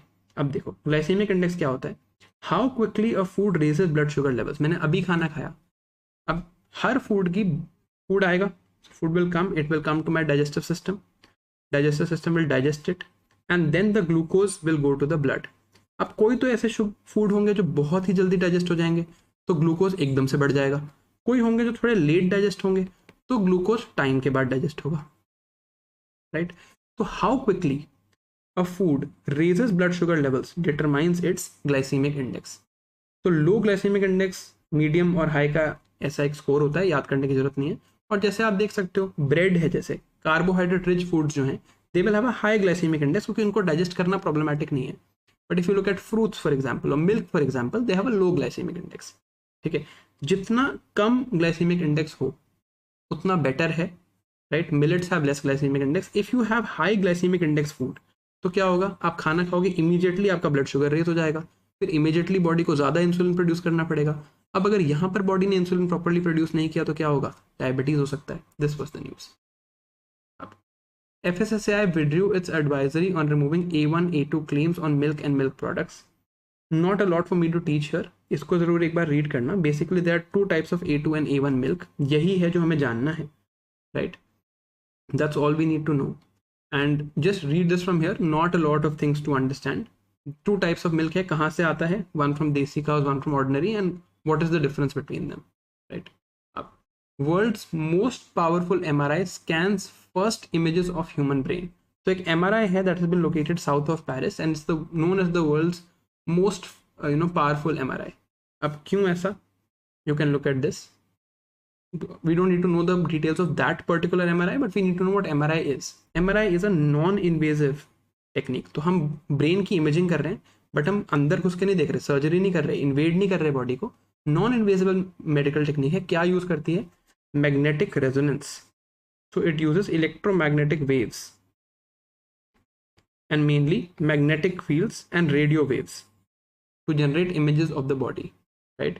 नॉर्मली हम एक्सरे यूज करते हैं इमेजिंग के लिए। अभी जब मैं आपको इलेक्ट्रोमैग्नेटिक स्पेक्ट्रम पढ़ाऊंगा तो क्लियर होगा। एक्सरे में प्रॉब्लम क्या है? That it is a radiation, it is an ionising radiation and it can also cause certain mutation in the body. तभी कहते हैं कि pregnant ladies should never get an X-ray because it can cause mutation in the new child that they are bearing. But MRI में ऐसी कोई problem नहीं है. That's all you need to know. अब ये न्यूज़ आई थी about Lady Hardinge Medical College. News से ज़्यादा क्या इंपॉर्टेंट है? Radiation therapy. जैसे मैंने आपको बताया था कि कैंसर को किल करने के लिए 2 तरीके हैं, chemotherapy, you can use medicine, और यू कैन यूज़ रेडियोथेरेपी यानी कि रेडिएशन। तो अब अगर आप रेडिएशन यूज़ करो तो आप क्या करोगे? You will kill the cancer cells. Problem क्या होगी कि ये मान लो ये वाला कैंसर सेल है, आसपास जो नॉर्मल सेल्स हैं they will also die, right? तो 2 तरह की रेडियोथेरेपी होती है, फोटोन बेस्ड या प्रोटॉन बेस्ड। फोटोन मीन्स आप लाइट का एक एनर्जेटिक पार्टिकल यूज़ कर रहे हो। प्रोटॉन क्या होता है? हमने देखा था nucleus, electron, proton, neutron. Proton use कर रहे हो। This is the difference. Proton therapy is generally better because healthy cells नहीं डैमेज होते इससे। फोटोन थेरेपी से हेल्दी सेल्स भी डैमेज होते हैं। This is what we need to know. अब again not a very important news. Takeda is a Japanese company that has developed a new vaccine for dengue. उसका नाम है TAC-03. That's all we need to know. अब इसको WHO vaccine pre qualification मिल गई है। इसका क्या मतलब है? Once you get this, it is for ensuring the quality of vaccines that UN agencies procure, right? This does not mean कि vaccine को अप्रूवल मिल गया है। अप्रूवल तो नेशनल रेगुलेटरी अथॉरिटीज देती हैं। इंडिया में कोई वैक्सीन अप्रूव है, इंडिया ही अप्रूव करेगा, right? But pre-qualification is important for UN agencies to procure this vaccine. अब मैं आपको कहा था मलेरिया का ये वैक्सीन है, हम पढ़ चुके हैं इसका नाम, राइट? मलेरिया वैक्सीन को बनाता है serum institute of India and they started shipping this to Africa also. Again this is Havisure. This is the dose of hepatitis A vaccine. This is important कि हेपेटाइटिस ए का vaccine बन गया है India में, right? अब this news I think you can skip, not really important. बस ये जान सकते हो हमने एपोप्टोसिस शायद वर्ड पढ़ा था। Apoptosis known as cell death. One word is ferroptosis. Ferro means iron and optosis means cell death. So iron based cell death हो रही थी in Covid patients, not that important. अब ये है थोड़ा सा स्कैरी न्यूज़ एक्चुअली। मैंने भी कोविशील्ड लगवाया था बाय द वे। कोविशील्ड से एक रेयर साइड इफेक्ट होता है कॉल्ड थ्रोम्बोटिक थ्रोम्बोसाइटोपिनिया, ठीक है? ये बेसिकली एक ब्लीडिंग डिसऑर्डर है। क्या है ये मैं आपको एक्सप्लेन करता हूँ। देखो, थ्रोम्बोटिक थ्रोम्बोसाइटोपिनिया, जो प्लेटलेट्स हैं उनका काम है क्लॉटिंग। तो दे आर क्लॉटिंग सेल्स। तो प्लेटलेट्स को हम ये भी बोलते हैं थ्रोम्बोसाइट्स, क्योंकि जब क्लॉट होता है तो थ्रोम्बस बनता है। Thrombus is the name of the clot, the thing जैसे ब्लैक सी चीज़ बनती है, डार्क रेड ब्लैक चीज़ बनती है जब हम ब्लीड करने लगते हैं, that is known as thrombus. So clotting cells, thrombocytes. अभी क्या बोल रहा है? थ्रोम्बोटिक। थ्रोम्बोटिक थ्रोम्बोटिक मीन्स कि क्लॉट तो बन रहे हैं, थ्रोम्बोसिस हो रहा है, क्लॉट्स बन रहे हैं, तो clotting is high, clotting in the blood is happening. अब clot in the blood is a main problem. अगर वैसे ब्लीडिंग के टाइम पे हैंड पे ब्लीडिंग हो रही है, यहाँ क्लॉट बने, कोई दिक्कत नहीं है, बट अगर मेरी आर्टरी के अंदर क्लॉट बन गया, तो ब्रेन के अंदर क्लॉट बन गया, तो बहुत प्रॉब्लम हो जाएगी, ब्लड वहाँ से आगे जाएगा ही नहीं, सेल्स तक ब्लड नहीं पहुँचेगा, सेल्स को ऑक्सीजन नहीं मिलेगा, ग्लूकोज नहीं मिलेगा। तो थ्रोम्बोटिक थ्रोम्बोसाइटोपिनिया, थ्रोम्बोसाइट क्या है? Cells, platelets, clotting cells, thrombocytopenia. तो प्लेटलेट्स तो कम हो रहे हैं, penia means reduction, thrombocytes are reducing, thrombosis is increasing. ये एक बहुत ही रेयर साइड इफेक्ट है जो कोविड वैक्सीन में एस्ट्राजेनेका ने एडमिट किया है, होता है। Okay, now xylitol, just need to remember that it's an artificial sweetener, that's all. It's linked to heart attack, it's an artificial sweetener. एक दो और artificial sweeteners are aspartame, for example, which is used in diet coke. अब ये है ultrasound technology. we've read what ultrasounds are, right? Ultrasound waves क्या होती हैं? above 20 kilohertz frequency.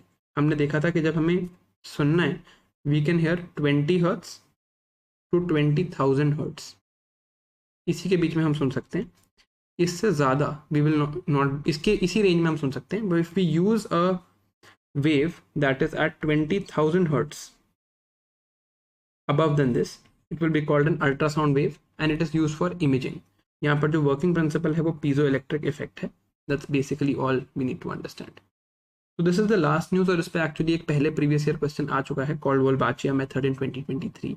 इस न्यूज़ में क्या बताया बेसिकली कि डेंगू कंट्रोल के लिए वोल्बाचिया मेथड हम यूज़ कर रहे हैं। अब वोल्बाचिया होता क्या है? एक नेचुरली अकरिंग बैक्टीरिया है, राइट? ये एडीज मस्कीटोज में नॉर्मली प्रेजेंट नहीं होता, बट अगर हम इसे एडीज मस्कीटोज में डाल दें तो इनकी पॉपुलेशन कम हो जाती है। वोल्बाचिया बहुत ही इंटरेस्टिंग बैक्टीरिया है। It does two things together, mutualism and parasitism. ठीक है, वोल्बाचिया की अगर हम बात करें तो वोल्बाचिया म्यूचुअलिज्म कैसे करता है? It is mutually in a relationship with some fruit flies. Fruit fly में है तो कोई दिक्कत नहीं है, उसके साथ म्यूचुअल रिलेशनशिप है उसकी, उस दोनों को फायदा होगा। बट अगर इसे आप एडीज में डाल दो तो पैरासिटिज्म हो जाता है और एडीज किल हो जाते हैं। तो अब दो स्ट्रैटेजी हैं यहाँ पे कि आप एडीज के मेल मस्कीटोज को वोल्बाचिया से इन्फेक्ट करा दो। तो क्या होगा? अब मेल मस्कीटोज इन्फेक्ट हो गए, male mosquitoes are infected by Wolbachia.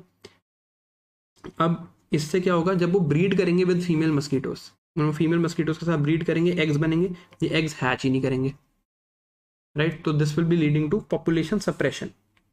Population suppress हो जाएगी, अब आगे पॉपुलेशन बढ़ेगी ही नहीं, the level of population has been reduced और सप्रेस्ड। दूसरा तरीका है फीमेल मस्कीटो को इन्फेक्ट कर दो, मेल नॉर्मल है, इसमें अगर ब्रीडिंग हुई तो एग हैच तो होगा, बट जो चाइल्ड बनेगा उसके अंदर भी वोल्बाचिया होगा। तो अब यहाँ जो मेल चाइल्ड बनेगा, फिर जब वो आगे रिप्रोड्यूस करेगा तो again there be a problem. So here you are replacing the entire population with Wolbachia based population. So female mosquitoes infect होते हैं तो उसे पॉपुलेशन रिप्लेसमेंट कहते हैं, मेल मस्कीटोज इन्फेक्ट होते हैं तो उसे पॉपुलेशन सप्रेशन कहते हैं, राइट? इसके ट्रायल्स काफ़ी सक्सेसफुल हैं। इंडिया में however it has not been started, but it is a long term solution. Singapore, Australia में काफ़ी कॉमन है। Now this brings me to the end of current affairs of biotech, right? अब देखो, updated current affairs हम एक बार ज़रूर देखेंगे अप्रैल में, but even if you open any compilation you will understand that any particular news that I have basically covered, कोई भी news कहीं भी आई हो हमने सारी कवर कर ली है। करंट अफेयर्स को एज इट इज़ पूरा डिटेल में नहीं पढ़ना, स्टेप बाय स्टेप पढ़ना, ठीक है? अब बायोटेक में और health also by the way, इसमें एक दो छोटे टॉपिक्स हमारे रह गए थे लाइक ट्रांस फैट्स। एक बार वो टॉपिक देख लेते हैं, फिर इस पार्ट को मैं अपलोड कर दूंगा। Then we look at the topics of space and defence, ठीक है? ठीक है, तो ये देखते हैं सैचुरेटेड, अनसैचुरेटेड और ट्रांस फैट्स। देखो, जो फैट्स होते हैं they are basically made of carbon and hydrogen. तो कार्बन के बारे में फैक्ट क्या है कि इट कैन मेक 4 बॉन्ड्स, तो ऐसे 4 बॉन्ड बना सकता है, ऐसे एक डबल बॉन्ड बना के बाकी बॉन्ड्स हाइड्रोजन के साथ बना सकता है। तो this is possible that carbon makes 4 bonds with hydrogen, makes 1 double bond with carbon and बाकी सिंगल बॉन्ड्स, ऐसा भी कर सकता है, राइट? तो जो फैट्स होते हैं they are long chains of carbon and hydrogen, ऐसे बहुत ही लंबी चेन्स होती हैं of carbon and hydrogen. Every vertex in this chain, this carbon, ऐसे करके बहुत सारे कार्बन एटम्स हैं, राइट? तो अब सैचुरेटेड और अनसैचुरेटेड का कॉन्सेप्ट क्या है? If I put hydrogen everywhere, her carbon के साथ हर बॉन्ड में कोई डबल बॉन्ड नहीं छोड़ा मैंने, हाइड्रोजन से भर दिया, that is the meaning of the word saturation. तो अब यहाँ पे एक कार्बन का एक बॉन्ड इधर है, लेट्स से एक बॉन्ड इधर एक और कार्बन के साथ है, I put one hydrogen everywhere, यहाँ भी हाइड्रोजन है, यहाँ भी हाइड्रोजन है, I have not left any scope for double bonds. तो कार्बन की चेन है, तो carbon is going to form 2 bonds, ऐसे 2 बॉन्ड्स खाली बचे हैं, राइट। अब ये जो 2 बॉन्ड्स खाली बचे हैं इनमें मैंने कोई स्कोप नहीं छोड़ा, I just put hydrogen here, right, at all bonds. अब यहाँ पर 3 बॉन्ड्स का स्कोप बना है तो यहाँ पे मैंने हाइड्रोजन छोड़ डाल दिया। This is a saturated fatty acid. पूरा फैट सैचुरेटेड है, जहां जहां हाइड्रोजन डालने का स्कोप है वहां हाइड्रोजन डला हुआ है, ठीक है। एक होते हैं अनसैचुरेटेड फैटी एसिड्स। अनसैचुरेटेड का क्या मतलब, ऐसे ही हम कार्बन से ही बना के देख लेते हैं, सॉरी। तो ये कार्बन है, एक और कार्बन, कार्बन ऐसे लगे हुए, यहाँ पर लेट्स से एक डबल बॉन्ड है, यहाँ पर एक डबल बॉन्ड है। अब देखो अब कितनी हाइड्रोजन होंगी, राइट। यहाँ पर only 1 hydrogen will be there, 1 hydrogen will be there, 1 hydrogen, because 1 carbon can make maximum of 4 bonds, so 1 2 3 and 4, 1 1 2 3 and 4, right. This would be known as a unsaturated fatty acid. Unsaturated, अभी ये पूरी तरह से saturate नहीं हुआ है और saturation की और हाइड्रोजन का स्कोप है, right. So there are three types of fatty acids known as saturated, unsaturated and trans fats.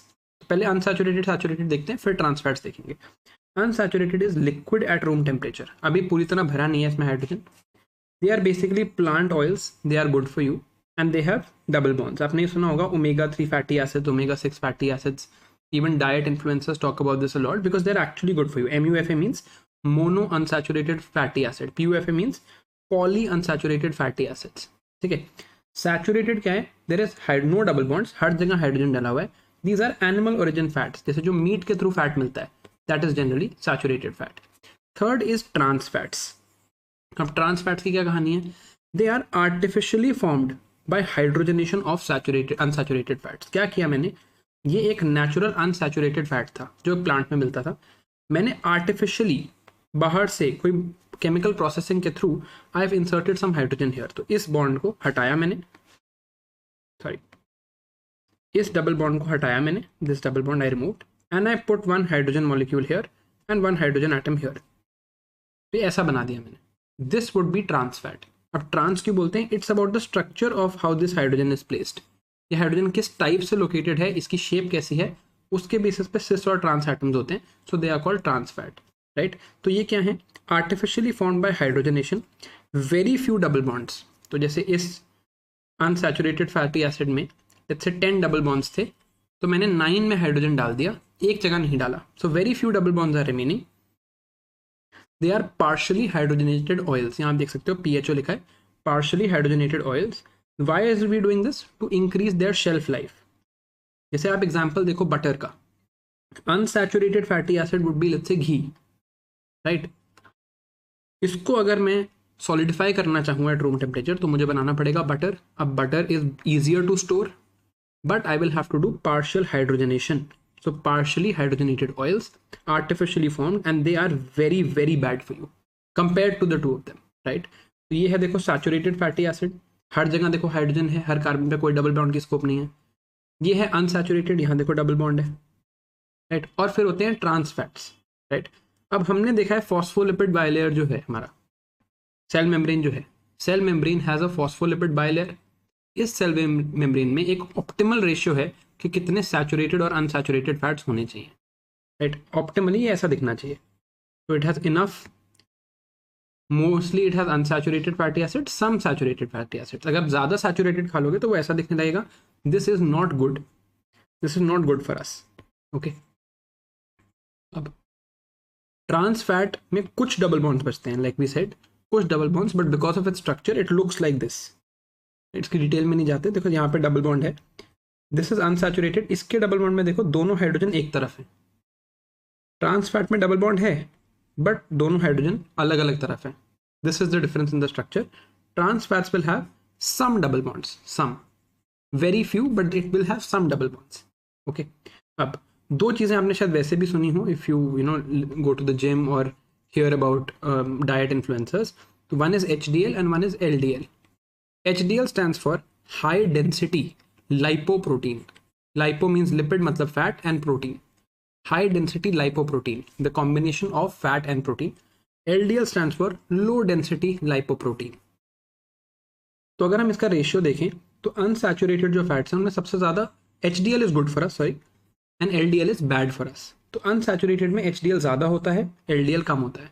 Saturated में ऑलमोस्ट बराबर, although still LDL is a bit more here also. Trans fats में LDL बहुत ज़्यादा है, HDL सबसे कम है. So these are best for you, these are worst for you. अब इसको आप रीड कर सकते हो. Naturally occurring trans fats are also there. ठीक है, नेचुरली अकरिंग भी होते हैं. इंडस्ट्रियली प्रोड्यूस ट्रांस फैट्स क्या होते हैं? आपको वेजिटेबल फैट्स को हार्डन करना है through partial hydrogenation process, right. Longer shelf life की वजह से करते हैं. ठीक है, अब what do they do to the body? They can actually cause coronary heart disease. Coronary heart disease is basically how heart attack happens. ठीक है, तो आप देखो ये लो ट्रांस फैट है ऑयल में, और जब इसको आप हाइड्रोजनेट करके यहाँ इसको अगर आपने वो बना दिया, सॉलिड बना दिया, तो it will become trans fat. Artificial you have done this thing. अब इसके अराउंड कुछ इनिशिएटिव्स हैं, this also you can read by yourself, but एक बार पढ़ लेते हैं. काउंटडाउन टू 2023 रिपोर्ट है by WHO. Replace action framework है. देखो इनमें क्या याद करना होता है, just that replace action framework is linked to trans fats, that's it. Trans fat intake WHO ने कहा है should be less than 1% of our energy uptake. एक $1 billion target है of WHO, right? You can read this. एक बस just read that. It is related to universal health coverage, health emergencies, health and well-being, etc. Indian initiatives क्या हैं? There is a trans fat free logo that we give. अगर एक level से कम trans fats हो तो zero नहीं होना चाहिए, एक लेवल से कम, लेस देन 0.2 ग्राम पर 100 ml. और एक कैंपेन है heart attack rewind campaign, because trans fat can cause coronary heart disease. हमने देखा, तो हार्ट अटैक को रिवाइंड करते हैं, ट्रांस फैट फ्री बनते हैं. Okay, this is what FSSAI has done, right, and it releases the state food safety index. and what is FSSAI also you can read from here, not that important. it is की responsibilities क्या है. ORS important है, इस बार news में भी है. ORS क्या है? देखो एक डिजीज है, हमने पढ़ी थी कॉलेरा. कॉलेरा से क्या आपको मैंने बताया था, rice water stools. Basically cholera causes rice water stool, basically बहुत ज़्यादा डायरिया. अब डायरिया होगा तो क्या होगा, बॉडी से लॉस होगा ऑफ फ्लूइड्स. बट जो बॉडी के फ्लूइड्स हैं साथ में उसमें इलेक्ट्रोलाइट्स भी होते हैं. जैसे बॉडी के फ्लूइड्स में आपने पढ़ा होगा सोडियम, पोटेशियम, ये सब भी होता है. तो वाटर लॉस तो है ही, सोडियम पोटेशियम का भी लॉस है बिकॉज ऑफ कॉलेरा. अब 1971 जब बांग्लादेश का लिबरेशन वॉर हो रहा था, उस टाइम पे डॉक्टर दिलीप महालनबिस इस पे काम कर रहे थे और कॉलेरा आउटब्रेक हो गया था. ठीक है, there was a proper cholera outbreak at that time. अब लोग क्या करते थे कि अच्छा यार फ्लूइड लॉस हो रहा है ना, तो वाटर दे दो पेशेंट्स को. But it was seen that water लेने से प्रॉब्लम सॉल्व हो ही नहीं रही थी, राइट. वाटर में आपने अगर सोडियम भी मिला दिया, ठीक है यार इलेक्ट्रोलाइट लॉस है, सॉल्ट वाटर दे दो, salt is sodium chloride for example, तो भी प्रॉब्लम सॉल्व नहीं हो रही थी. तो फिर क्या देखा गया, उन्होंने स्टडी किया जो हमारा इंटेस्टाइन है, जहाँ से वाटर से या किसी भी डाइजेस्टिव चीज़ से कंपोनेंट्स अब्जॉर्ब होने हैं, that has a sodium glucose cotransporter. What does that mean, कि सोडियम तभी अब्जॉर्ब कर पाएगा वो वाटर से जब आप साथ में ग्लूकोज दोगे. So then he came up on the basis of sodium glucose cotransporters, he came up with something called oral rehydration solution, जिसमें उन्होंने सोडियम भी डाला, वाटर भी डाला और साथ में ग्लूकोज भी डाला, ताकि बॉडी प्रॉपरली ग्लूकोज अब्जॉर्ब कर सके. अब हमारे बॉडी फ्लूइड्स में you know how do we know that there is sodium, if some drop of sweat ever goes in your mouth, you will feel it's salty, and that is how you know that all our body fluids also have sodium, right. उन्होंने ये चीज़ discover करी, and today ORS till date is the best treatment across the world, the gold standard for any diarrheal disease, right. And this is why it's so important. It was discovered by Dr. Dilip Mahalanobis. He had passed away recently, and that is why it was in the news. अब probiotics ये हम पढ़ चुके हैं, right, we already read this, इस पर question भी आया था. एक चीज जो हमने नहीं पढ़ी है वो है प्रीबायोटिक्स. प्रीबायोटिक्स क्या है, they are non digestible food components, food के कंपोनेंट्स जो डाइजेस्ट हम नहीं कर सकते, बट बेनिफिशियल गट बैक्टीरिया जो हमारे हैं, जो प्रोबायोटिक्स हैं, उनको प्रमोट करते हैं. So it improve the gut microbiome. Microbiome में आपको पढ़ा चुका हूँ. अब genomic surveillance, this is the last topic. वैसे आपको पता ही है, I think from the name, we read this also, but just read the slide once. यहाँ पर important, this also you should read once. ये इंपॉर्टेंट है कि जीनोमिक सर्वेलेंस इंडिया में कैसे करते हैं. So there are regional genome sequencing labs, there is the INSACOG, which is Indian SARS-CoV-2 Genomics Consortium, which is basically SARS-CoV-2 is COVID. This consortium looks at the genomic surveillance of COVID-19 variants in India to see कि कोई नया variant तो नहीं आ गया है. And similarly, एक tuberculosis का भी genomic consortium है. Since TB is in the news, this one becomes very very important this year, right? INSACOG किस किस का initiative है यहाँ लिखा है. Just read this. You can't remember all of this just to get an idea कि कौन कौन सी organizations हैं. So that completes now everything in biotech. We've read all our concepts. We've also read every single current affairs that has appeared from May to January. This is the first part of the recorded lecture. The second part I'll also upload. उसमें space और defense का जो भी बचा हुआ था that we'll cover. The class now is going to be on Tuesday. I am sorry, I didn't realize that Monday को आपका ancient medieval का orientation session है. So the class is now, my class with you is going to be on Tuesday at 9 AM. Tuesday को जब हम class लेंगे मैं expect करूंगा कि आप ये स्पेस एंड डिफेंस वाली चीज़ भी देख के आओगे. Even the doubt form has been uploaded. तो हम पहले डिफेंस का जो बचा हुआ पार्ट है वो कवर करेंगे, डिफेंस का टेस्ट करेंगे, मैं आपके डाउट्स लूँगा, and then will start with emerging technologies. The first technology we are going to read is quantum computing. Thank you for your time. Bye bye.